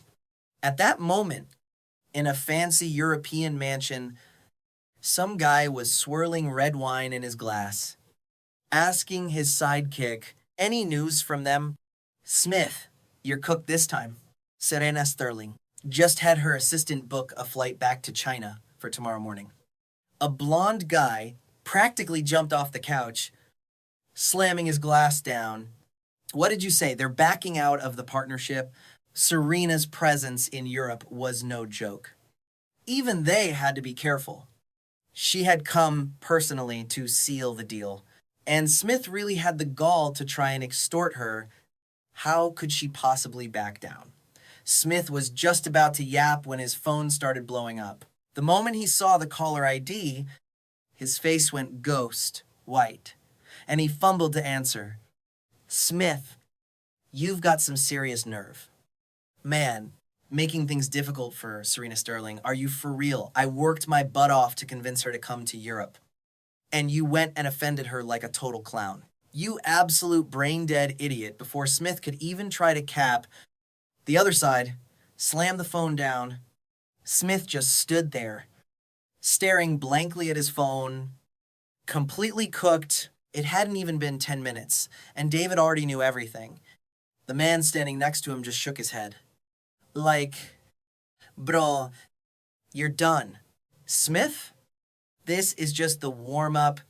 And for real, right after David's call, Smith's phone started ringing off the hook with a dozen more calls. Every single one was from someone he absolutely could not afford to cross. And their energy was unanimous.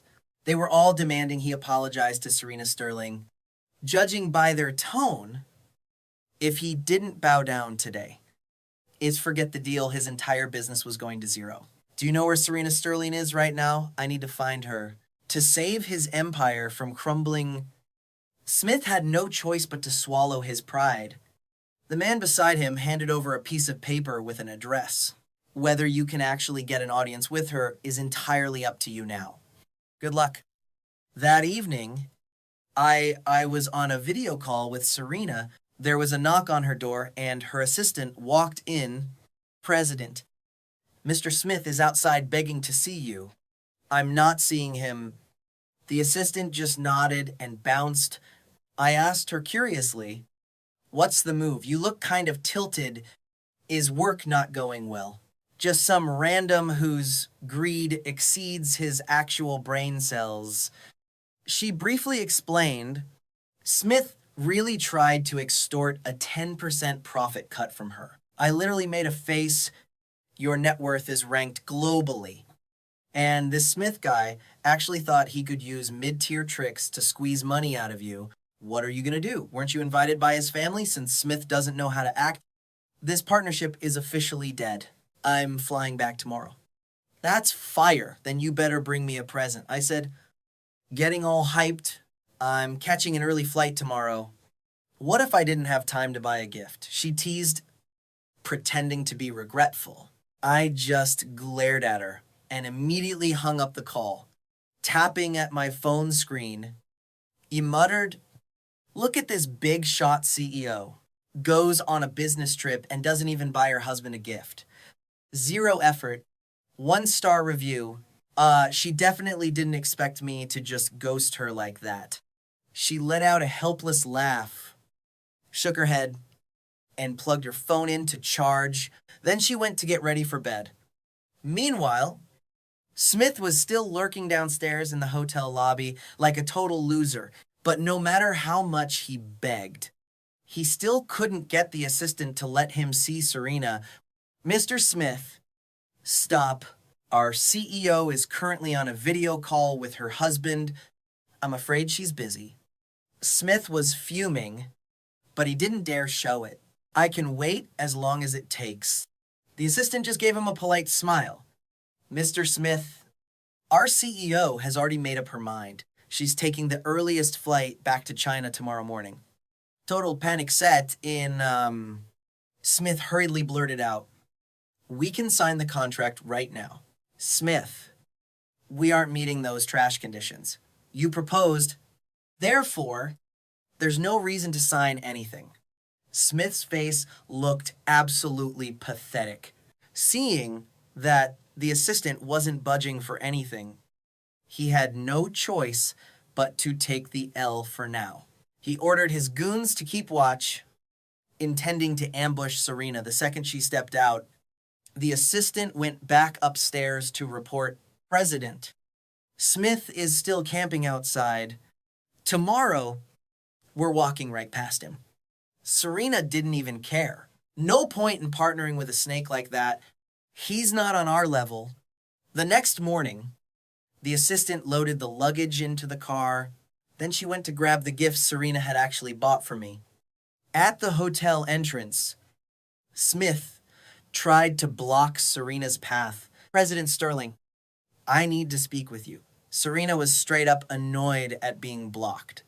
She gave the man an ice-cold stare. Since he wouldn't move, she pulled out her phone and called David right then and there. "David, I've given you enough face. Now, tell your dog to get the heck out of my way and stop blocking my path." When David realized Smith was physically barring her from leaving, he was so mad he almost lost it. "President Sterling, please put me on speaker." Now, David's furious voice boomed through the phone. "Smith, you absolute moron. Get the heck out of her way right now." He had told Smith to apologize, not to start a hostage situation. Terrified of David's rage, Smith had no choice but to scramble aside. He watched helplessly as Serena walked away like a queen. When they finally landed back in the capital, the family driver was already waiting. Serena didn't even look up as she gave the order. "To the house." "Yes, madam." Since I had hung up the video call yesterday, I hadn't sent her a single text. Looking at the empty chat history, "Serena, you're silent. My husband really has a temper." She thought. As soon as she walked through the door, the butler was there. "Welcome home, madam." Handing her bags to the butler, Serena looked around, but I was nowhere to be seen. She frowned. "Where is Alex? Sir isn't feeling too well today. He's resting upstairs." Serena grabbed the gift she bought for me and bolted upstairs. Gently opening the bedroom door, she saw a small lump huddled under the blankets. She pulled up to the bedside, saw me looking like a literal ghost, and her heart just sank. She was low-key stressed. She checked my temp and totally freaked, like, "Why are you burning up?" It had been 5 days since she went missing in action. When I finally woke up from that zombie state, she was right there next to me, keeping her hand on my forehead to cool me down. She asked so softly, "Is the fever gone?" Still feeling like trash, honestly. I was actually feeling way more cracked. That bitter taste in my mouth made me make a face. I told her I was just thirsty, and Serena didn't miss a beat. She hooked me up with a glass of warm water. After I finished it, she dropped the news. "The doctor already came by to check your stats. You are running a massive fever. You have to take your meds exactly on time for the next few days. No skipping. Once you are back on your feet, we are going to buff your health bar with some serious food to get your strength back." I just nodded. I am craving that pumpkin and millet porridge energy. She was like, Bet, I will get the chef on it right now. Then she paused. Oh, there is a ton of loot outside. When you can actually move, go open your presents. I gave her the major side eye. Wait, what? Didn't you say you were too busy to go on a shopping spree? She just pinched my cheek with a teasing smirk. I was totally trolling you. Who knew you would actually take it seriously? Thinking about how I ghosted her call yesterday, I felt like a total clown and quickly shooed her out of the room. Out, out, out. As soon as she dipped, I vaulted out of bed, hit the bathroom, and swapped into some fresh gear, threw on a clean set of loungewear, slid into my slippers, and headed out hyped to see what she got me. Those shopping bags on the floor looked high-key expensive. I hauled them onto the sofa and started the unboxing. The fits were exactly my style. Total 10 out of 10. But the real MVP, this Patek Philippe watch, absolutely cracked. It was straight heat. I strapped that flex onto my wrist and cleared out the rest of the packaging. Then I headed downstairs feeling like a king to find Serena. She was sitting there, totally locked in on her work. I pulled a stealth mission, snuck up behind her, and wrapped my arms around her neck. I flexed my wrist right in her face. Does it look fire? Or what I was thinking, if you even think about saying it looks mid, you are catching a ban to the couch tonight. Serena stopped the grind, looked back at me with a smile, and gave me the nod of approval. Respect. I leaned my chin on her shoulder, checking out whatever she was cooking on that laptop screen. What is the play? Did the work pile up while you were away? Are you still feeling cooked? Yeah. Just a bit drained. My head is still lagging. But it is way better than the morning reset. She dropped her laptop instantly and pulled me down next to her. Stop standing around like an NPC. Sit down. While waiting for the food buff, I checked the feed and saw a fresh update from Damian. Instant ick. I forgot to hit the block button on this clown. Honestly, Damian really has a talent for this. He has Chloe wrapped around his finger. She is being played like a fiddle and has zero clue. She is just a tool. Serena, who was back on the grind, picked up on my mood and started getting curious about the whole situation. Plot twist. Damian has been simping for Serena this whole time. He never liked Chloe. She is just a backup save file. Just because he cannot get Serena in the original timeline, when Chloe hit her peak, he totally leached off her. He actually tried to blackmail Serena into being his side piece. Big mistake. Serena literally beat him to a pulp. If some top-tier whale had not stepped in to save them, those two would have been totally deleted from the game. That trash man actually wanted me to be his mistress. Serena was internally flexing her boss lady energy. Her scumbag detector was literally maxed out. I just tilted my head, watching her while she was focused. Out of nowhere, I grabbed her and planted a massive, forceful kiss right on her lips. She was completely shook, totally caught off guard by the sudden buff in my affection. What is the move? Nothing. I thought, this is just a reward for my girl for being the GOAT, for having elite scumbag detection skills. Serena just laughed at my logic, put the laptop away, and snuggled up. Do not tease me right now. You can try if you want, but you are not ready for the consequences. I just giggled and went back to scrolling. Chloe actually bagged a male lead role for Damian. Serena leaned over to take a peek. I hate his vibe. Want me to just have him replaced? I shook my head instantly. No need. This movie is never seeing the light of day. The lead actor is about to get canceled. He is going to jail. And the whole project is getting shelved. $100 million. Poof. Dinner is served. After eating, I popped my pills. Damian messaged asking if I was jealous. Bro, the cringe is real. Aren't you going to work? I am so jealous of you. Unlike me, I only know how to spend my wife's money. Bro really thought using Chloe would trigger me. He doesn't even realize he's not on my level. My wife is literally 1 million times better than Chloe. She's richer, prettier, and treats me like a king. Serena was leaning against the sofa, just staring at me. It actually startled me for a second. I asked what she was looking at, and she just said nothing. I gave her a side eye, making sure she wasn't up to something. I kept waiting for Damian to clap back, but he stayed silent. Honestly, I was kind of disappointed. Is his mental game really that weak? Little did I know, Damian was staring at his phone, so tilted he wanted to literally end me. He was barely holding it together. He knew he had to play his cards right to get famous. Otherwise, the Willow family would toss him like trash.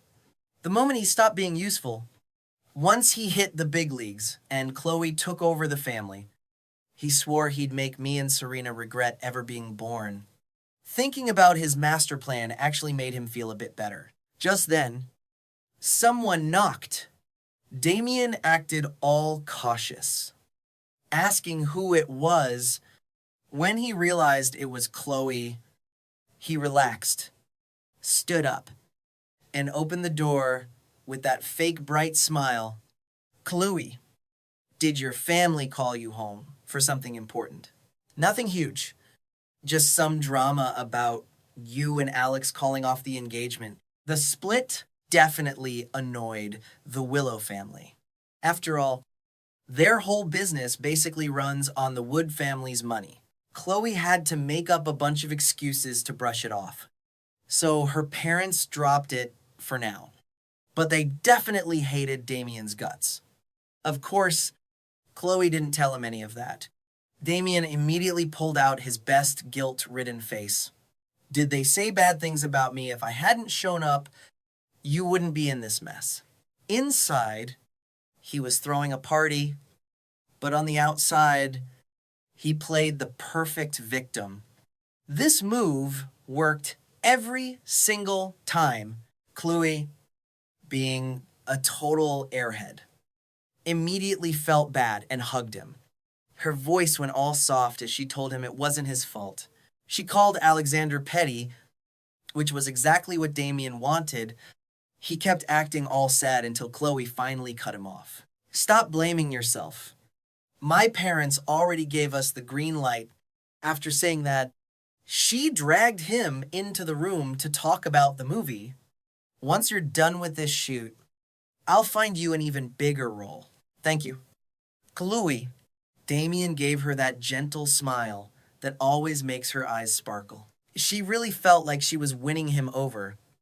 For the past few days, Damian was obsessed with posting photos of them just to try and make me jealous. I treated him like a clown and ignored it. But he was getting way too bold, and it finally started to get on my nerves. That night, Serena was chilling in my arms while I held her waist. She was just reading a book, and honestly, the vibes were immaculate. I reached over and grabbed my phone from the nightstand. Serena noticed, put her book down, and handed me the phone. What's up? I just giggled, not even bothering to explain. Damian keeps spamming garbage to annoy me. So why not trigger him back for once? Serena stopped what she was doing. She finally realized I'd been grumpy because some trash was cluttering up my feed. I held up the phone and snapped a few pics of us. One of the shots was a close-up on Serena's collarbone. Seeing me take the pictures, Serena ditched her book entirely, snuggled up close, and watched with a smirk to see how I was going to ruin this guy's night. I didn't even post it publicly. I sent it straight to Damian's private messages. I waited about 2 minutes, then hit unsend. If you unsend it, how will he even see it? Serena asked, looking confused. Oh, he definitely saw it. I said with total confidence, knowing Damian, he's probably glued to his screen right now. If he's not doom scrolling, he's definitely texting Chloe. And yeah, Damian saw the picture. He was so mad, he literally threw his phone across the room, grinding his teeth and losing his mind. Alexander, why won't you just disappear? At first, Damian didn't think I could move on that fast. He thought I was just using Chloe to get a reaction out of him. He never expected that instead of triggering me, he'd be the one left speechless with rage. He stared at the screen with pure hate, wanting to look at Serena just a bit longer. But the photo was already gone. Damian was kicking himself for not saving it instantly. Serena looked so elegant, and the way her nightgown fit her curves, it was exactly what he'd been dreaming about. He started imagining himself with her, and suddenly his nose felt itchy. He wiped it and realized it was a nosebleed. He scrambled to the bathroom to clean up the mess. His eyes were burning with pure obsession. I have to make Serena mine. Only a woman like her is worthy of a man like me. He looked at his script. Only 3 days of filming left.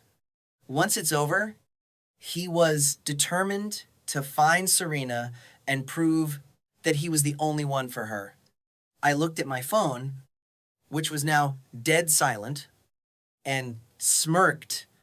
Looks like Damian's brain finally short-circuited. After she finished trolling him, Serena suddenly got serious. I felt a little awkward.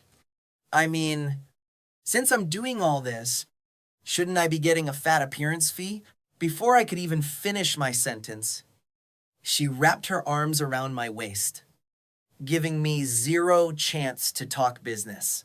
3 days later, Damian finally finished his scenes. Bro didn't even show up to the rap party. He just speed ran straight back to the Capitol. He was constantly stressing about how he was going to link up with Serena. If he could somehow finesse his way into her company, that would be the dream.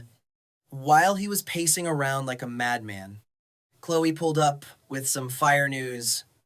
2 days from now, there was a charity auction gala, and she wanted him to be her +1. Damian is thirsty for that entertainment industry clout. So obviously he wasn't passing up a chance to flex. Serena had already told me about this event. Usually, I find these things boring as hell and didn't want to go. But then she mentioned Chloe was invited and would definitely bring Damian, since he's trying to be an actor now. There was no way he'd miss this chance. Once I heard those two were going, my hype levels went off the charts. I gave Serena a huge hug. Wifey, count me in. I thought to myself, I definitely need to be there and see exactly what these two clowns are plotting. Serena was instantly hooked, guessing that I'd be able to read Damian and Chloe's inner monologues. This is about to be a whole movie. While we were getting ready for the gala, Damian was playing his usual games with Chloe. Chloe, if I go, won't your family be pressed? Damian was playing the hesitant card. Don't worry about them. Chloe said, totally dismissive. Damian thought to himself, if it's a charity gala, and she asked me to be her date, they can't really control who she brings, right? He immediately put on that puppy dog look, and Chloe was eating it up. She grabbed Damian's arm and said, there are going to be a lot of big shots at this auction. I'll introduce you to the VIPs. It'll be a massive boost for your career. This was exactly what Damian wanted. Getting help from those heavy hitters was the only thing that mattered. Chloe was just a stepping stone to him. He pretended to be deeply moved and hugged her. And Chloe, thank you so much. Looking at Damian's fake devoted face, Chloe felt like she was on cloud nine. She hugged him even tighter and leaned in for a kiss. But Damian smoothly dodged it. Clue, I'm still being watched by the film crew. Even though we're inside, what if someone walks in and catches us? Chloe was a little salty, but eventually nodded. Seeing this, Damian quickly pecked her on the cheek. Don't be mad. I'm doing all this for our future. Okay, I want to stand on your level. That one kiss made Chloe a total simp again. She hugged Damian tight. Don't worry. Whatever you want. I'll make sure you get it. A flash of greed crossed Damian's eyes. I want Serena Sterling. Will you help me get her too? Of course, he'd never say that out loud. On the day of the auction, Damian was dripped out in a high-end custom suit with expensive jewelry. Chloe bought him, walking in all confident by her side. The people who knew about the beef between the Wood and Willow families started pointing and whispering, that Damian guy is actually trash. He really had the nerve to steal the true young master's fiancée. Oh, please. Your info is old. The real young master of the Wood family is now married into the Sterling family. That guy is 100 times better than Chloe Willow. Damian, with his arm around Chloe, all heard everything. His face turned sour real quick. These loudmouth losers, how dare they talk trash right to my face? Chloe didn't even argue. She just walked past them and dropped a cold line. The one who isn't loved is the real third wheel. Damian and I are in game.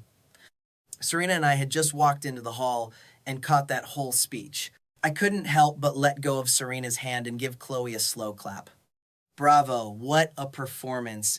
So, is that your excuse for hooking up with Damian while we were still engaged? The second I spoke, every head in the room snapped toward us. Someone asked, young Master Wood, what do you think about all this?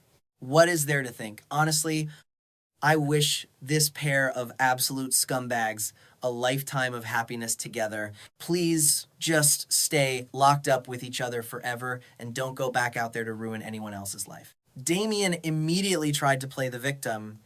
Brother, I know you hate me, but you can't just what? I cut him off while Chloe and I were engaged. You were plotting with her and sending me photos to mess with my head. And now that I'm wishing you guys the best, you're mad. Talk about bad vibes.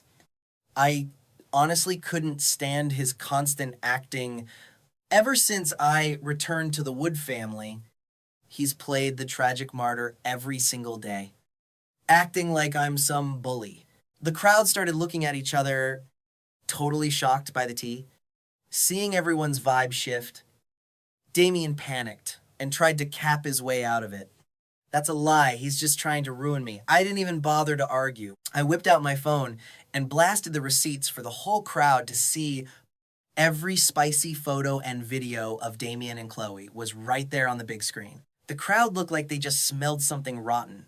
Finally, they realized why the Wood family had canceled this trash and cut him off for good. Do you need me to keep going? I asked with a cold smirk. Damian was completely stunned. Zero reads. Zero comeback. He could only look at Chloe with those pathetic puppy eyes. When she didn't react, he started mauling internally, thinking she was a useless piece of trash. Can't you see Alexander is literally bullying me, and you're just standing there? Then he tried to play the victim card with Serena. President Sterling, my brother is capping. My husband doesn't even have a brother. He only has an older sister. Serena flexed by wrapping her arm around my waist and said coldly, furthermore, didn't you send all this trash to my husband yourself? I crossed my arms, smirking at Damian. The girl you schemed so hard to steal is standing right next to you, and you're already acting thirsty for my wife. At this point, Chloe finally hit her limit. That's enough. You already booted Damian from the house. What more do you want? Why are you being such a villain? Getting yelled at by an NPC actually made me laugh. Before I could clap back, Serena started leading me toward the registration area. She dropped a cold one over her shoulder. Arguing with a piece of trash whose brain is made of tofu is a total waste of breath. I couldn't help but cover my mouth and snicker. Keep going. Bobbit, I'm literally your biggest fan. Hearing my internal cheering, Serena's lips quirked up. She shot a side eye at Chloe. The Willow family is basically finished. Imagine bringing this kind of clown to a top-tier auction just to let him cause a scene. The crowd got the memo and tried their best to suppress their laughter. This auction was high stakes. Chloe bringing Damian here was pure career suicide. I blinked and asked, Wifey, what's the big prize they're auctioning today? A massive military-industrial contract. Highest bidder takes the crown. My eyes literally glowed as I looked at Serena. It was like I just found a legendary loot box. So it's the military contract I remember from the original story. Damian tried to flex here and failed miserably.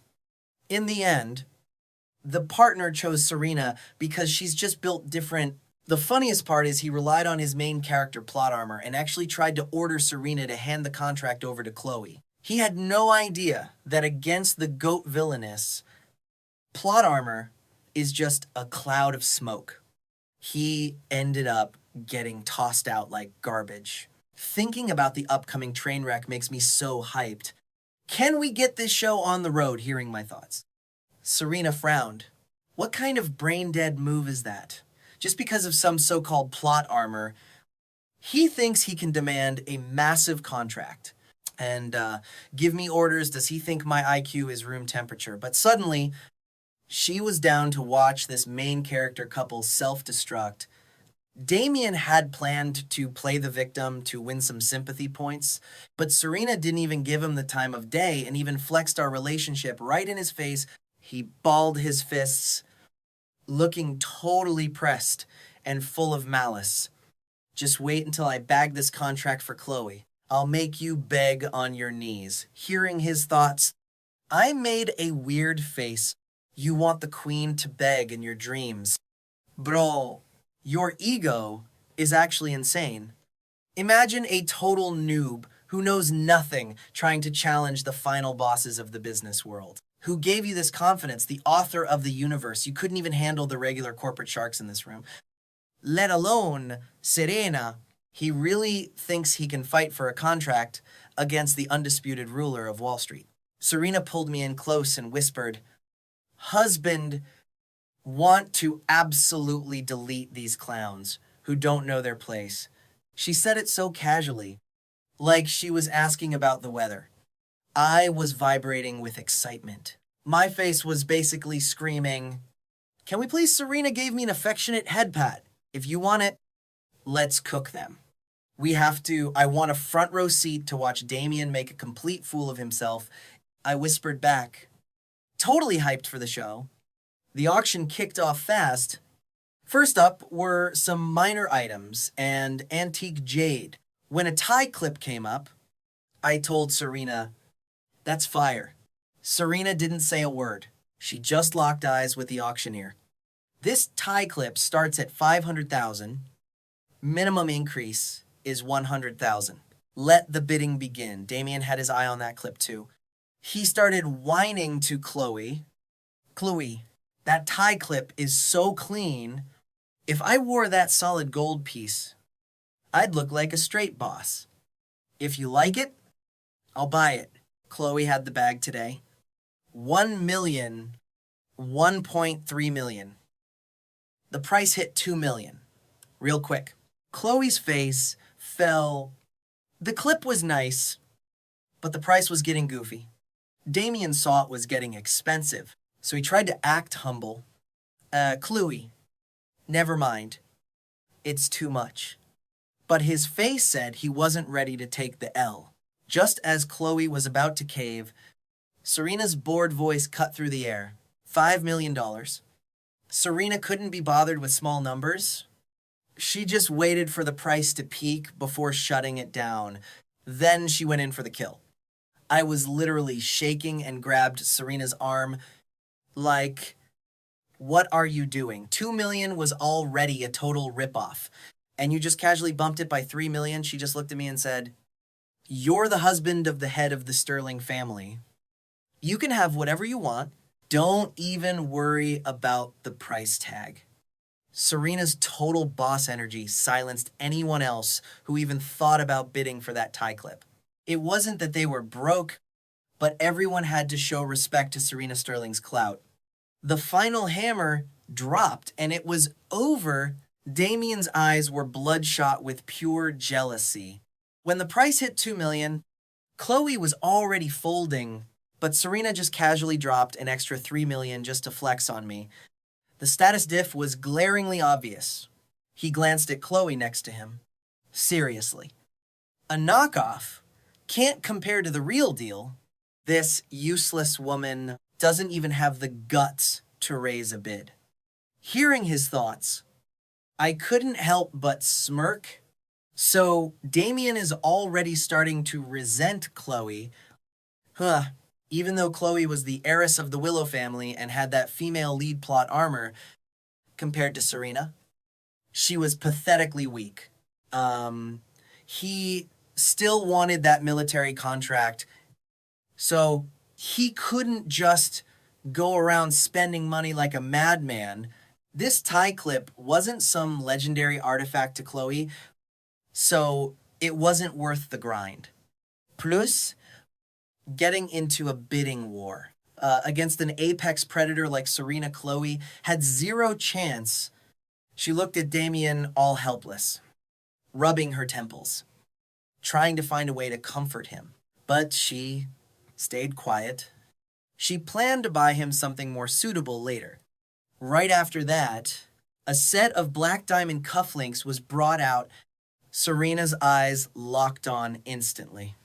This set of natural black diamond cufflinks, starting at 2 million, minimum increment 500,000.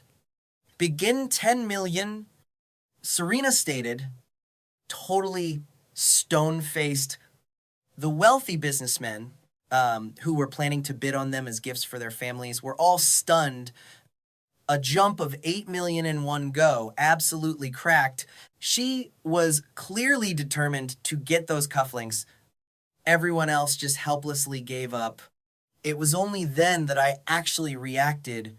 I pinched Serena's cheek and called her a total spendthrift. She just gave me that gentle smile.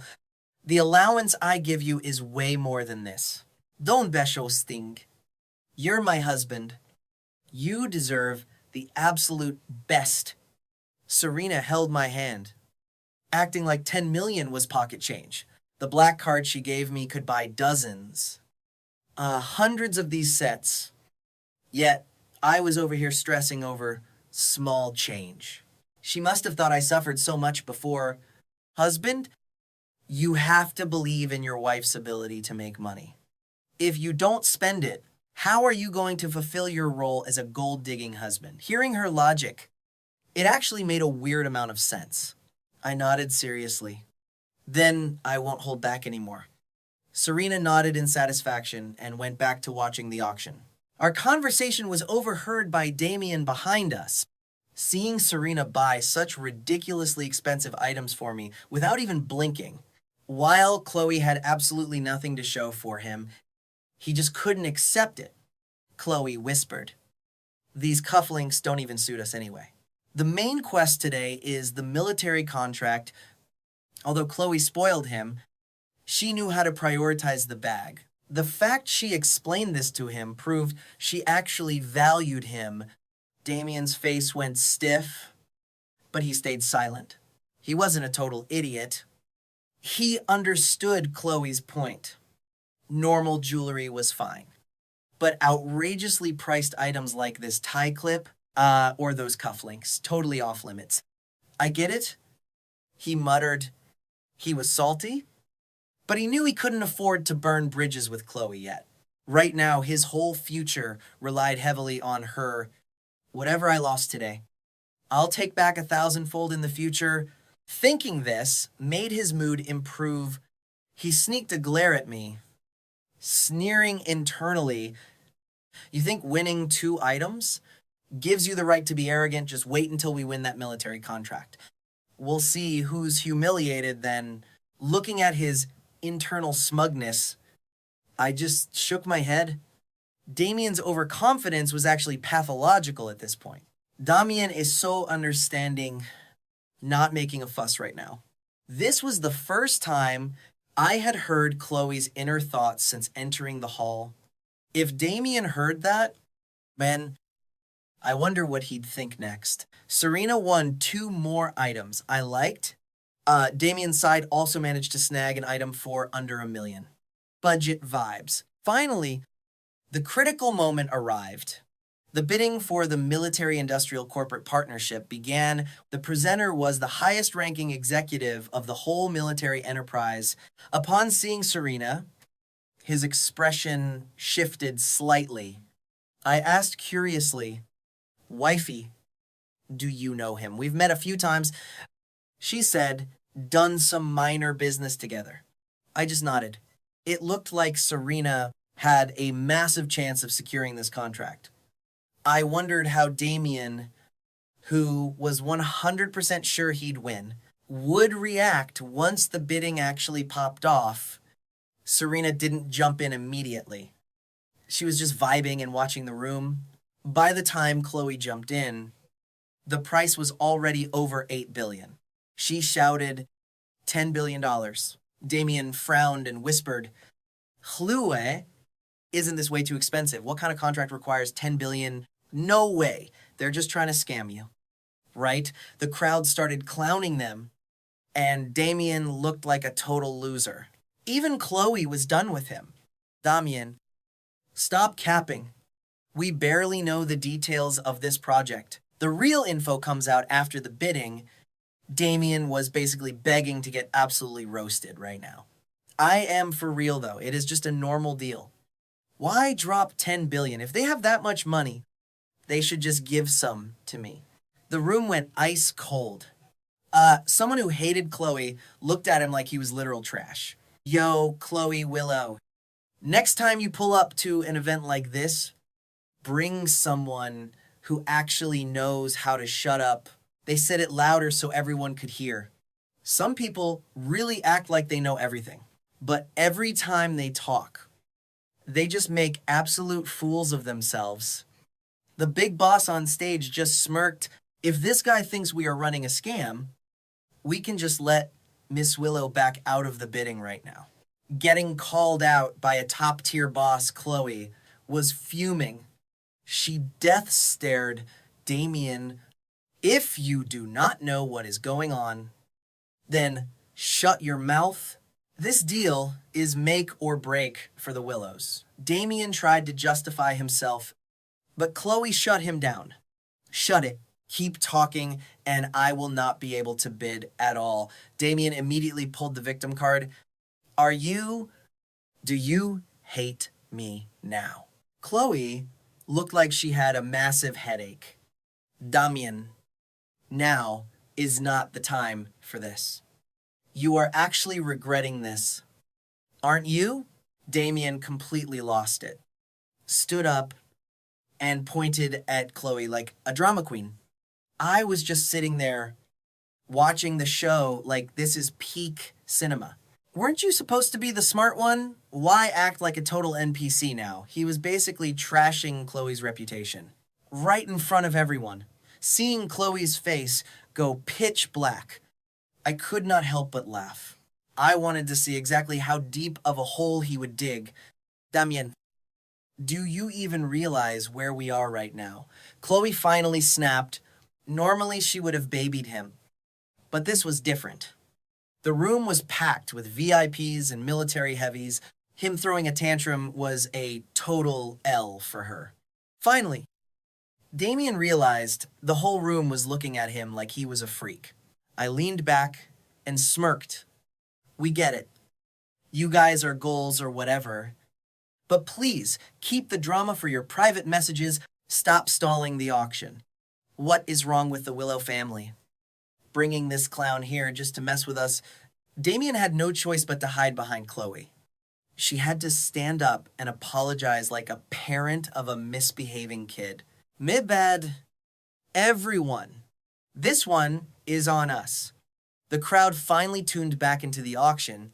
Damian caught his breath and tried to talk to Chloe. But she was completely ghosting him. He shut his mouth and looked down. Just as he was trying to figure out how to win her back, a familiar voice echoed through the hall. 50 billion Damian's head snapped around, looking at me like I was insane.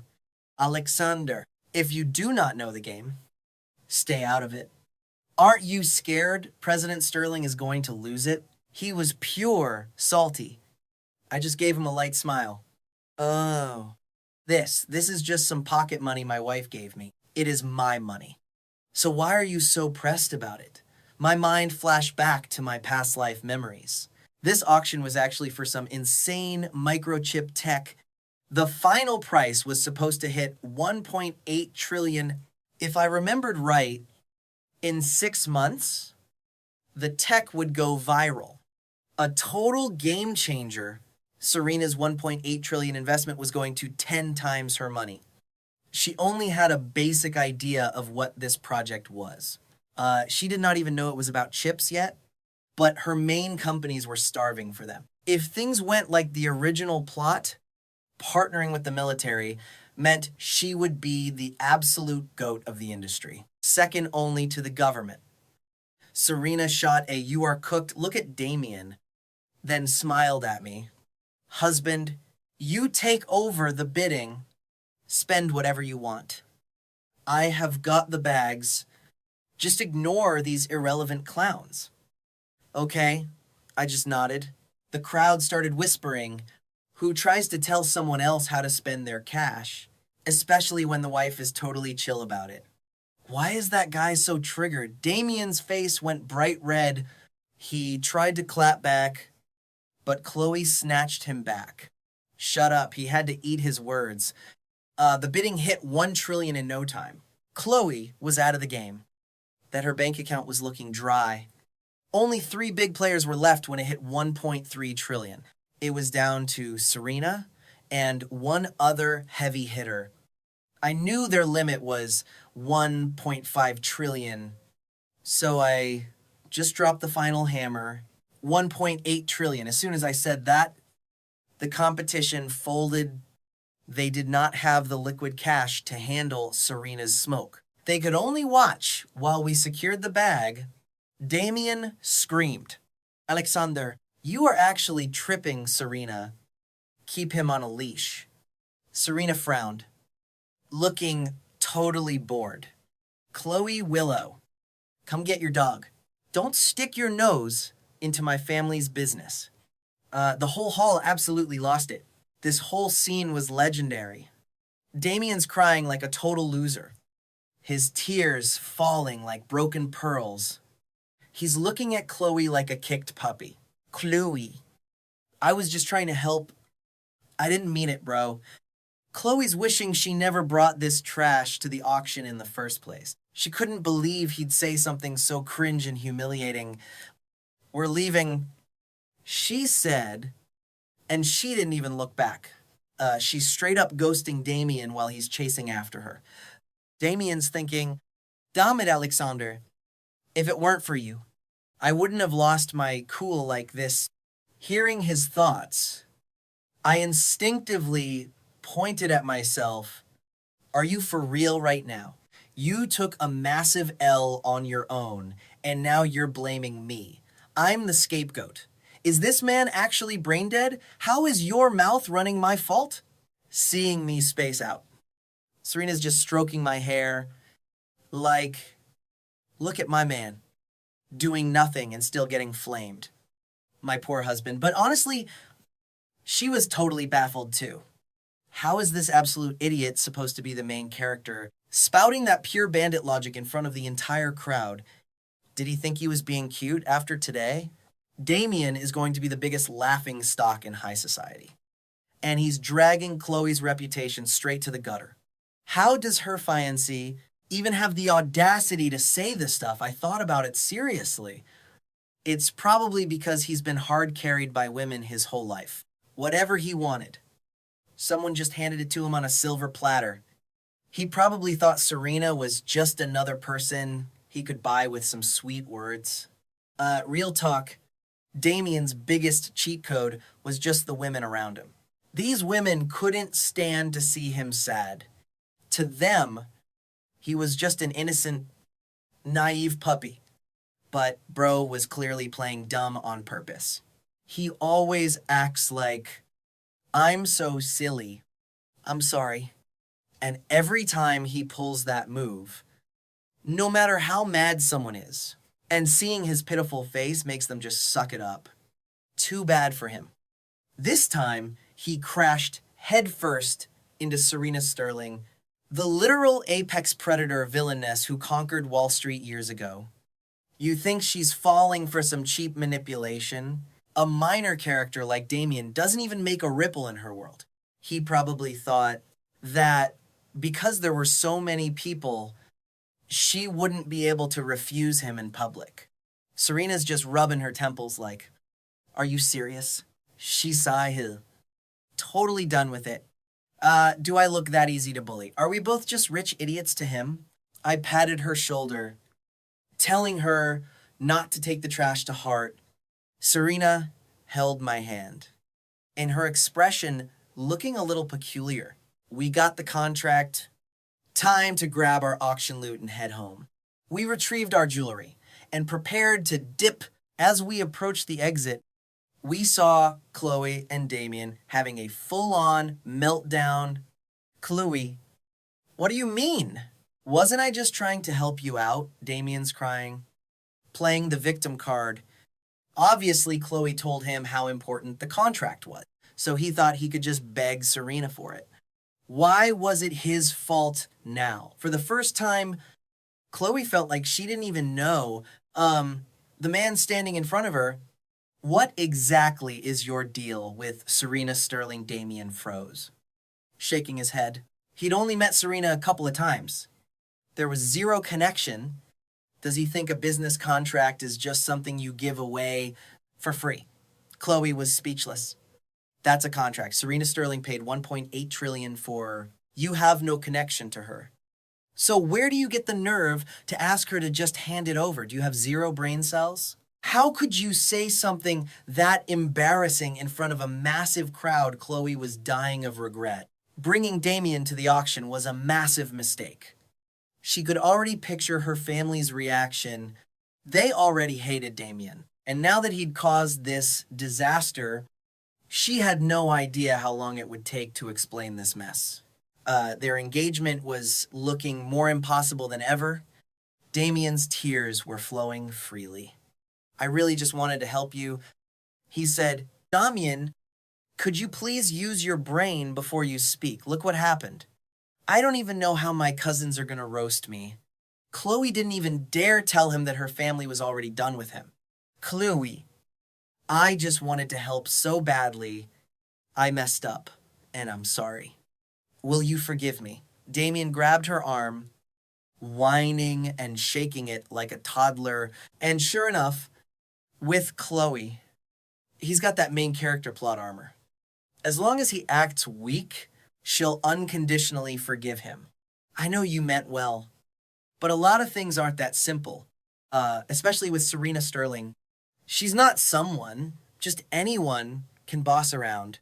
Be more careful next time. She is not a nice person. Chloe was terrified he'd try to provoke Serena again. Seeing her anger die down, Damian just nodded happily. Okay, I'll listen to you. Their argument ended just like that.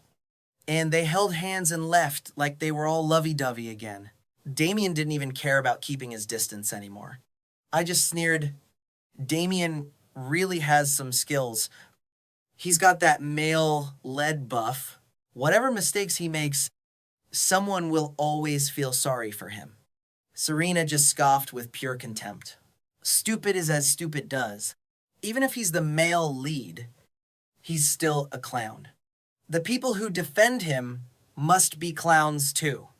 Being around a guy like that would just make me feel embarrassed. She was totally disgusted. How could Chloe be so forgiving? This auction disaster is going to be all over high society before tomorrow morning. The Willow family is officially a laughingstock. And Chloe just forgave him like that. Bro, is she even using her brain?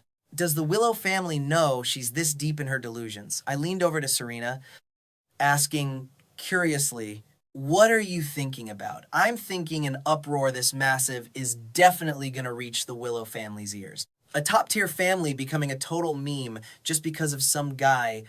Tell me, is what's going to happen to Chloe. When she gets home, Serena looked highly amused. I started remembering the original plot, and yeah, she is definitely getting cooked. In the original story, Chloe lost all her clout because of Damian's cringe antics. The Willow family ordered her to dump him immediately. She refused and got punished by being forced to kneel in the ancestral hall for hours. If it weren't for her actual beast mode business skills, her position as heir would have been snatched by her younger sister long ago. Serena nodded, like she got it. It's a pity we can't watch the drama go down live. Let's head home. While Chloe was still on her way back, Grandpa Willow already got a call from a rival, mockingly praising his granddaughter's skills for bringing a man to beg Serena Sterling to hand over a $1.8 trillion contract for free. Grandpa Willow was absolutely losing it, even if his family couldn't afford the bid. They couldn't just let some man go harass people. A $1.8 trillion contract. And he just openly demanded it from Serena Sterling in front of hundreds of people. This guy really had the audacity to speak. He even claimed she didn't lack contracts, a $1.8 trillion asset, and he wanted it for $0. Old Willow, tell me the truth.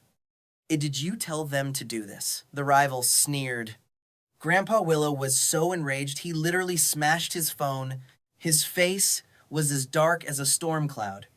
He was already tilted about the canceled engagement between Damian and Alex.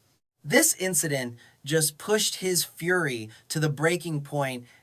He grabbed another phone and called Chloe, seeing the caller ID. Chloe glanced at Damian. Damian, don't say a single word. She knew exactly why her grandfather was calling, "Where are you?" The second the call connected, Grandpa Willow roared. Chloe tried to play it cool. Grandpa, I'm on my way home. What's wrong? Didn't I tell you not to bring Damian to the auction? Why didn't you listen? Now look what happened. The Willow family is the joke of our entire social circle. Are you satisfied now, Grandpa? I'll explain. When I get home, I don't want to hear it. Get back here right now. Grandpa Willow. This has nothing to do with Chloe. It's all my fault.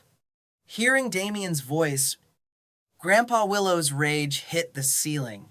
He started cursing immediately. Who the hell do you think you are? I'm speaking to my granddaughter. What right do you have to butt in? Damian was getting flamed so hard, he was almost in tears. Grandpa Willow, I just wanted to help Chloe. You used your sweet talk to trick Chloe. But you can't play me. Are you actually stupid or just playing dumb? If you speak without thinking, then keep your mouth shut. Since when is it an outsider's place to meddle in my family's business? Chloe glared at Damian, who was putting on a pitiful act. She explicitly told him not to speak. Grandpa, I'll talk to you when I'm home. She didn't even wait for a reply before hanging up and pulling the car over. Noticing Chloe's reaction, Damian nervously lowered his head, not daring to make eye contact. Why didn't you listen to me? Chloe looked at him coldly. You knew perfectly well Grandpa was already fuming. Why did you even open your mouth? If Damian hadn't spoken, she could have spun some excuse when she got home. But the moment he talked, He enraged her grandfather even more. Damian started anxiously fidgeting. Chloe, I just didn't want you to get yelled at by Grandpa Willow. Was that so wrong? Damian, did I not tell you to shut up? Could you not hear how furious my grandfather was? Chloe started to suspect he did this on purpose. Chloe, you're totally misunderstanding me.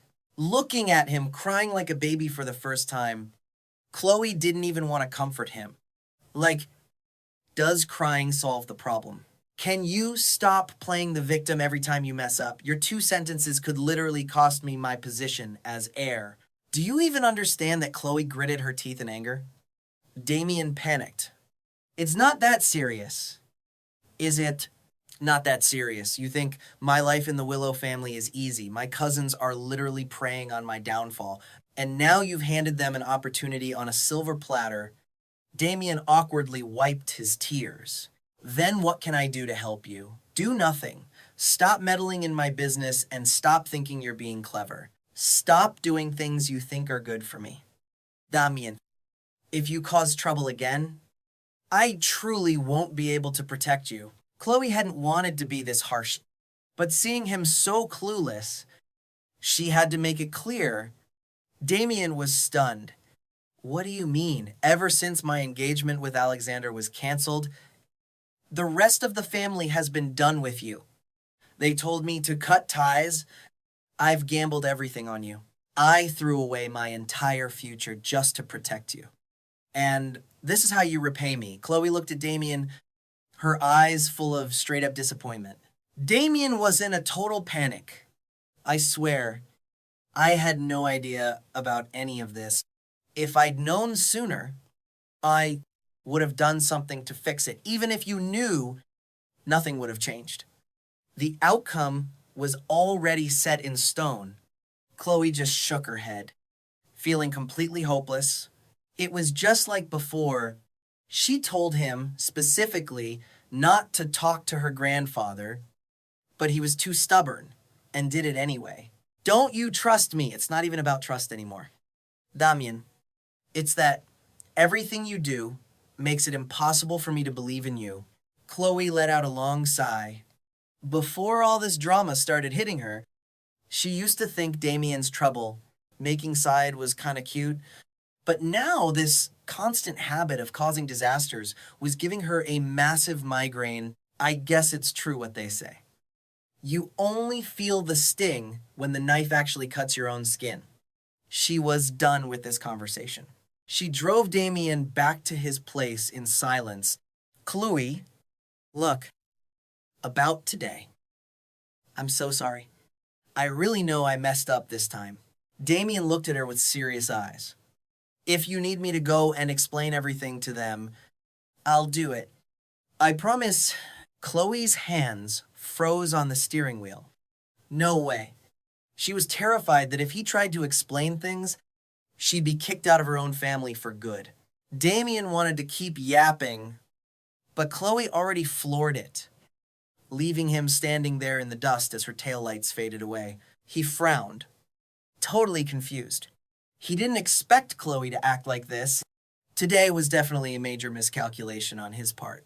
In the past, whenever he fumbled, Chloe always stayed by his side and defended him like crazy. But now, it looked like she was actually heated. Damian felt a sharp pang of regret. If only he'd just listened to her and didn't provoke Grandpa Willow. To try and save their relationship, he started blowing up Chloe's phone to apologize. But he called her over and over and got zero answer. He furrowed his brows. Is Chloe really that mad? It shouldn't be this serious. Right. Truth is, Chloe saw every single call. She just didn't want to pick up while she was heading back to the Willow estate. The second she walked through the door, she saw Grandpa Willow sitting there, death gripping a rattan cane. Her parents were right beside him, and even all her cousins were lined up. Looking at this setup, she knew getting through tonight was going to be a nightmare. Chloe walked up to Grandpa Willow and knelt down. Crack, the rattan cane whipped across her back with zero mercy as you turned your nose up at the perfect fiancé I picked for you. And now look at this piece of trash you chose instead. Even a newly returned Alexander is 1,000 times better than Damian. Whenever Alexander visited, he'd play chess and go for walks with me, like a real gentleman. But what has Damian ever done besides eat our food and act pathetic? Grandpa Willow's rage was peaking.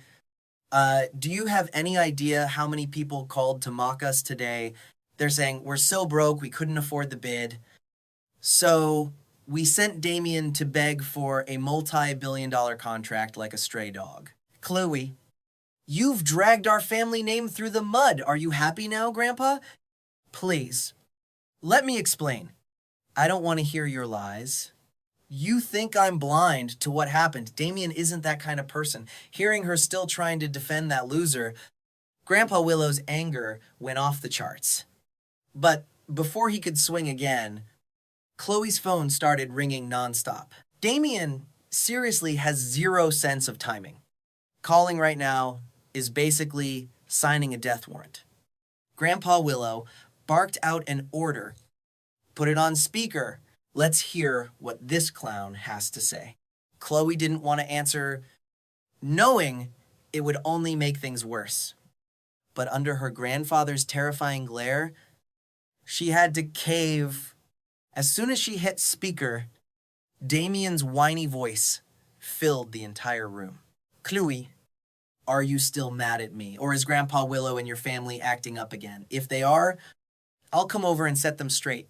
He thought he was just talking to Chloe, so he was talking way too much, totally unaware that the entire Willow family was listening to every word.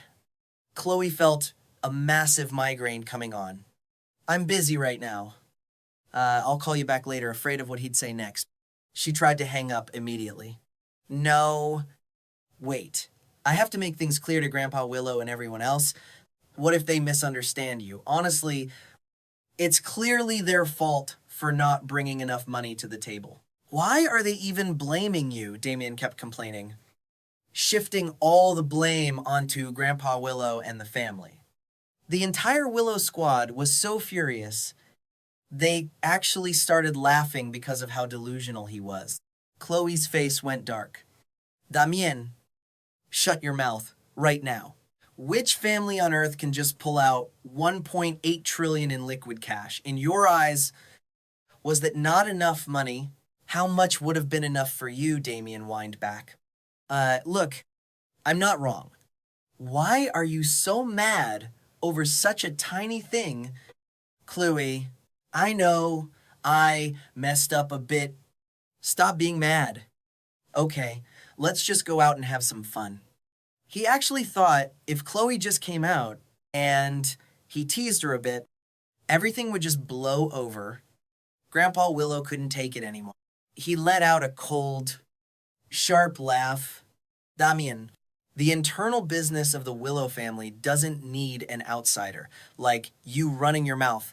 Damian, who was acting all pitiful for Chloe, turned ghost white the second he heard Grandpa Willow's voice. Our family is being clowned by everyone. And you think a basic apology fixes that? You really are a master of causing disasters and then playing the innocent victim. Damian's voice started trembling. Chloe, help me. Why did you let them hear us? Bro started panicking. He couldn't believe Grandpa Willow heard every single word. He looked like he wanted to pass out right then and there. I told you to wait until I handled things. Before calling, but you just wouldn't listen. Chloe felt completely helpless as Grandpa Willow spoke up with a stone-cold face. Young Master Wood, I really don't think I'm the one you should be calling Grandpa. I heard Chloe dropped a huge bag on some jewelry for you at the auction. I expect you to return it immediately. We worked hard for that money, so don't you dare come looking for Chloe again.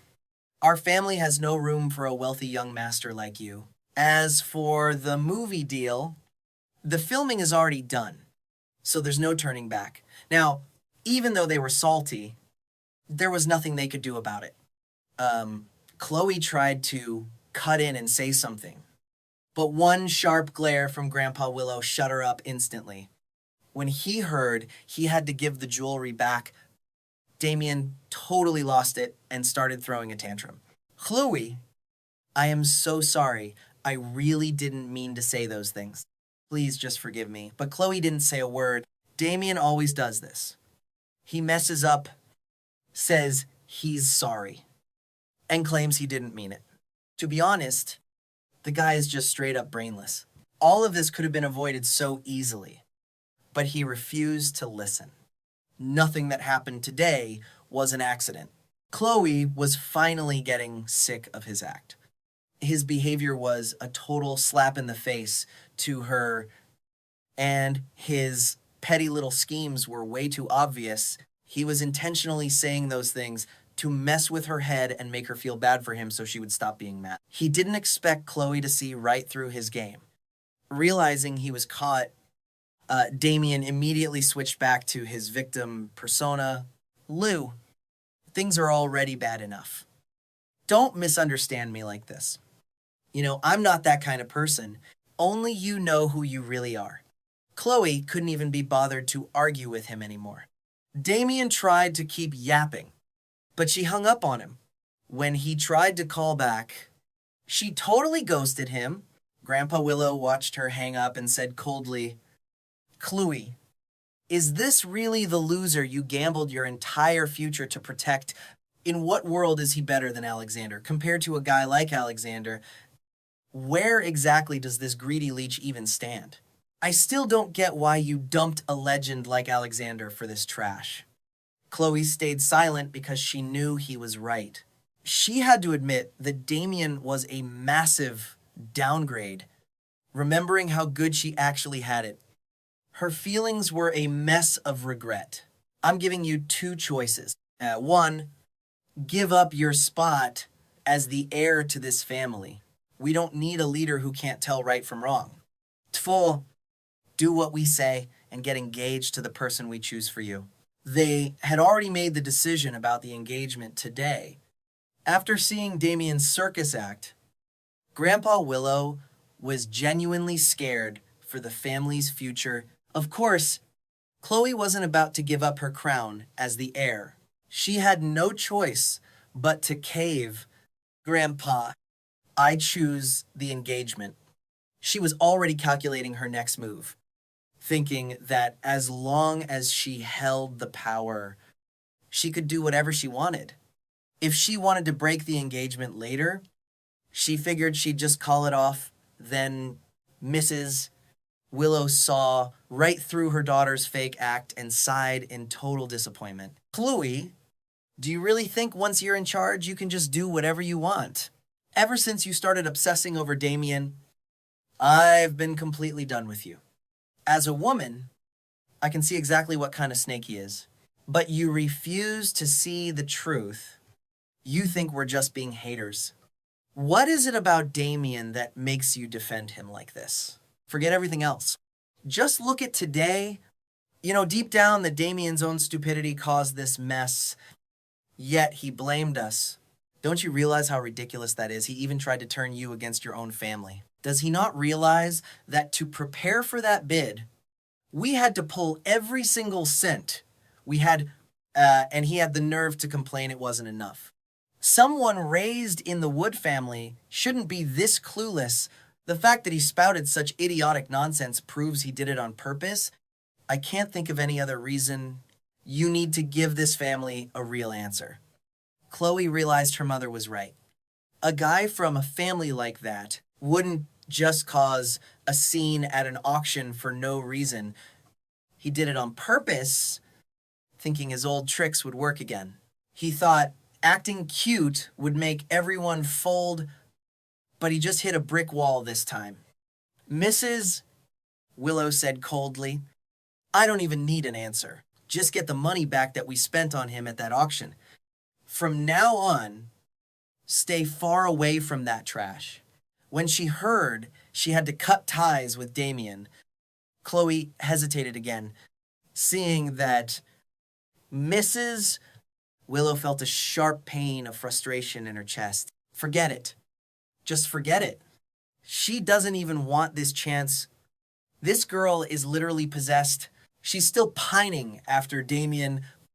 Even if she agrees to the engagement, she'll just end up making enemies of the other family. Mrs. Willow gave Chloe a look of pure disappointment. She couldn't let her daughter ruin someone else's life. Grandpa Willow noticed her hesitation too, and his voice went deep and cold. Stella, starting tomorrow, Stella is taking over all your responsibilities. Chloe, if you cannot dump Damian, then you are officially fired from being the heir. Even though Stella was the younger sister, her business game was top tier. Seeing her power about to be snatched by her own sister, Chloe totally panicked. Grandpa, please, I will do whatever you say. No need. You can do whatever you want now. The engagement is officially dead. Grandpa Willow was done with all the family drama. He stood up and looked at everyone. That is it for today. From now on, you kids are on your own. Whoever has the most talent gets the bag. Chloe's cousins were all smirking. A usually quiet girl stepped forward with total boss energy. Grandpa, if I pull off big results, do I get the same shot as my older sister? Grandpa Willow looked at the quiet one. Of course, you can work at the company or launch your own brand. It is your call. I want to start my own business. Grandpa, I will definitely prove that I am not inferior to my sister. Grandpa Willow handed her $5 million as startup cash. No questions asked. Little did he know, with that $5 million, she would eventually become the absolute GOAT of the Willow family's younger generation. This sudden plot twist left Chloe completely shook. She never expected that one moment of hesitation would lead to her losing everything. Grandpa said, Chloe, you traded our family's honor for some guy. Giving your power to your capable cousins is only fair. Go reflect on your life. Grandpa Willow finished his roast and walked out. Stella walked up to Chloe with a smirk, looking totally satisfied. Big sis, thanks for the promotion. Because Chloe was always the golden child, no one else ever got a chance to shine. Who would have thought she would fumble the bag over some loser? The youngest sister stepped up and scoffed. I literally told you Damian was trash. You kept saying we were just hating on him. Well, look at you now. You are cooked. Stella, you have to look out for me from now on. The vibe between Mia and Stella was way better than with Chloe. Seeing Stella take the throne made Mia way happier than when Chloe was in charge. Stella playfully messed up her little sister-esque hair. Just study hard. Whatever you want, your big sister is buying. Stella is the GOAT. Some people really do not know a good thing when they see it. Alexander was a top-tier catch, but she ignored him for that two-faced snake. Mia talked major trash. Chloe's face turned pale green. As she glared, Stella stepped right in front of Mia, looking Chloe dead in the eyes. Big sis, you ruined this yourself. Do not take your saltiness out on Mia. She turned to Mia. Go to school. Mia pouted and skipped over to Mrs. Willow. Mom, I am broke. Send me some more cash. Mrs. Willow sent the transfer and told the driver to take her to school. Chloe, you messed up big time. Go think about what you did and stop using everyone else as a punching bag. With that, she dipped. The rest of the family shared some looks and slowly left, all of them plotting how to snatch the rest of Chloe's power. On the way to school, Mia called me, Alex, bro, Chloe is so stupid. Grandpa literally stripped her of all her power. Hearing the tea, I was stunned. This little sister is actually hyped that her older sister got fired before I could even say a word. Mia spilled everything like a waterfall, giving me the full play by play of the family drama. I listened, and honestly, it was peak entertainment. Damian is seriously on another level of stupid. He actually called to talk trash between Chloe and Grandpa Willow. Is his brain totally fried? I will let you know if I hear anything else. I am almost at school now. Mia said, still sounding super hyped. I hung up and tossed my phone. I literally rolled around on the bed laughing my head off.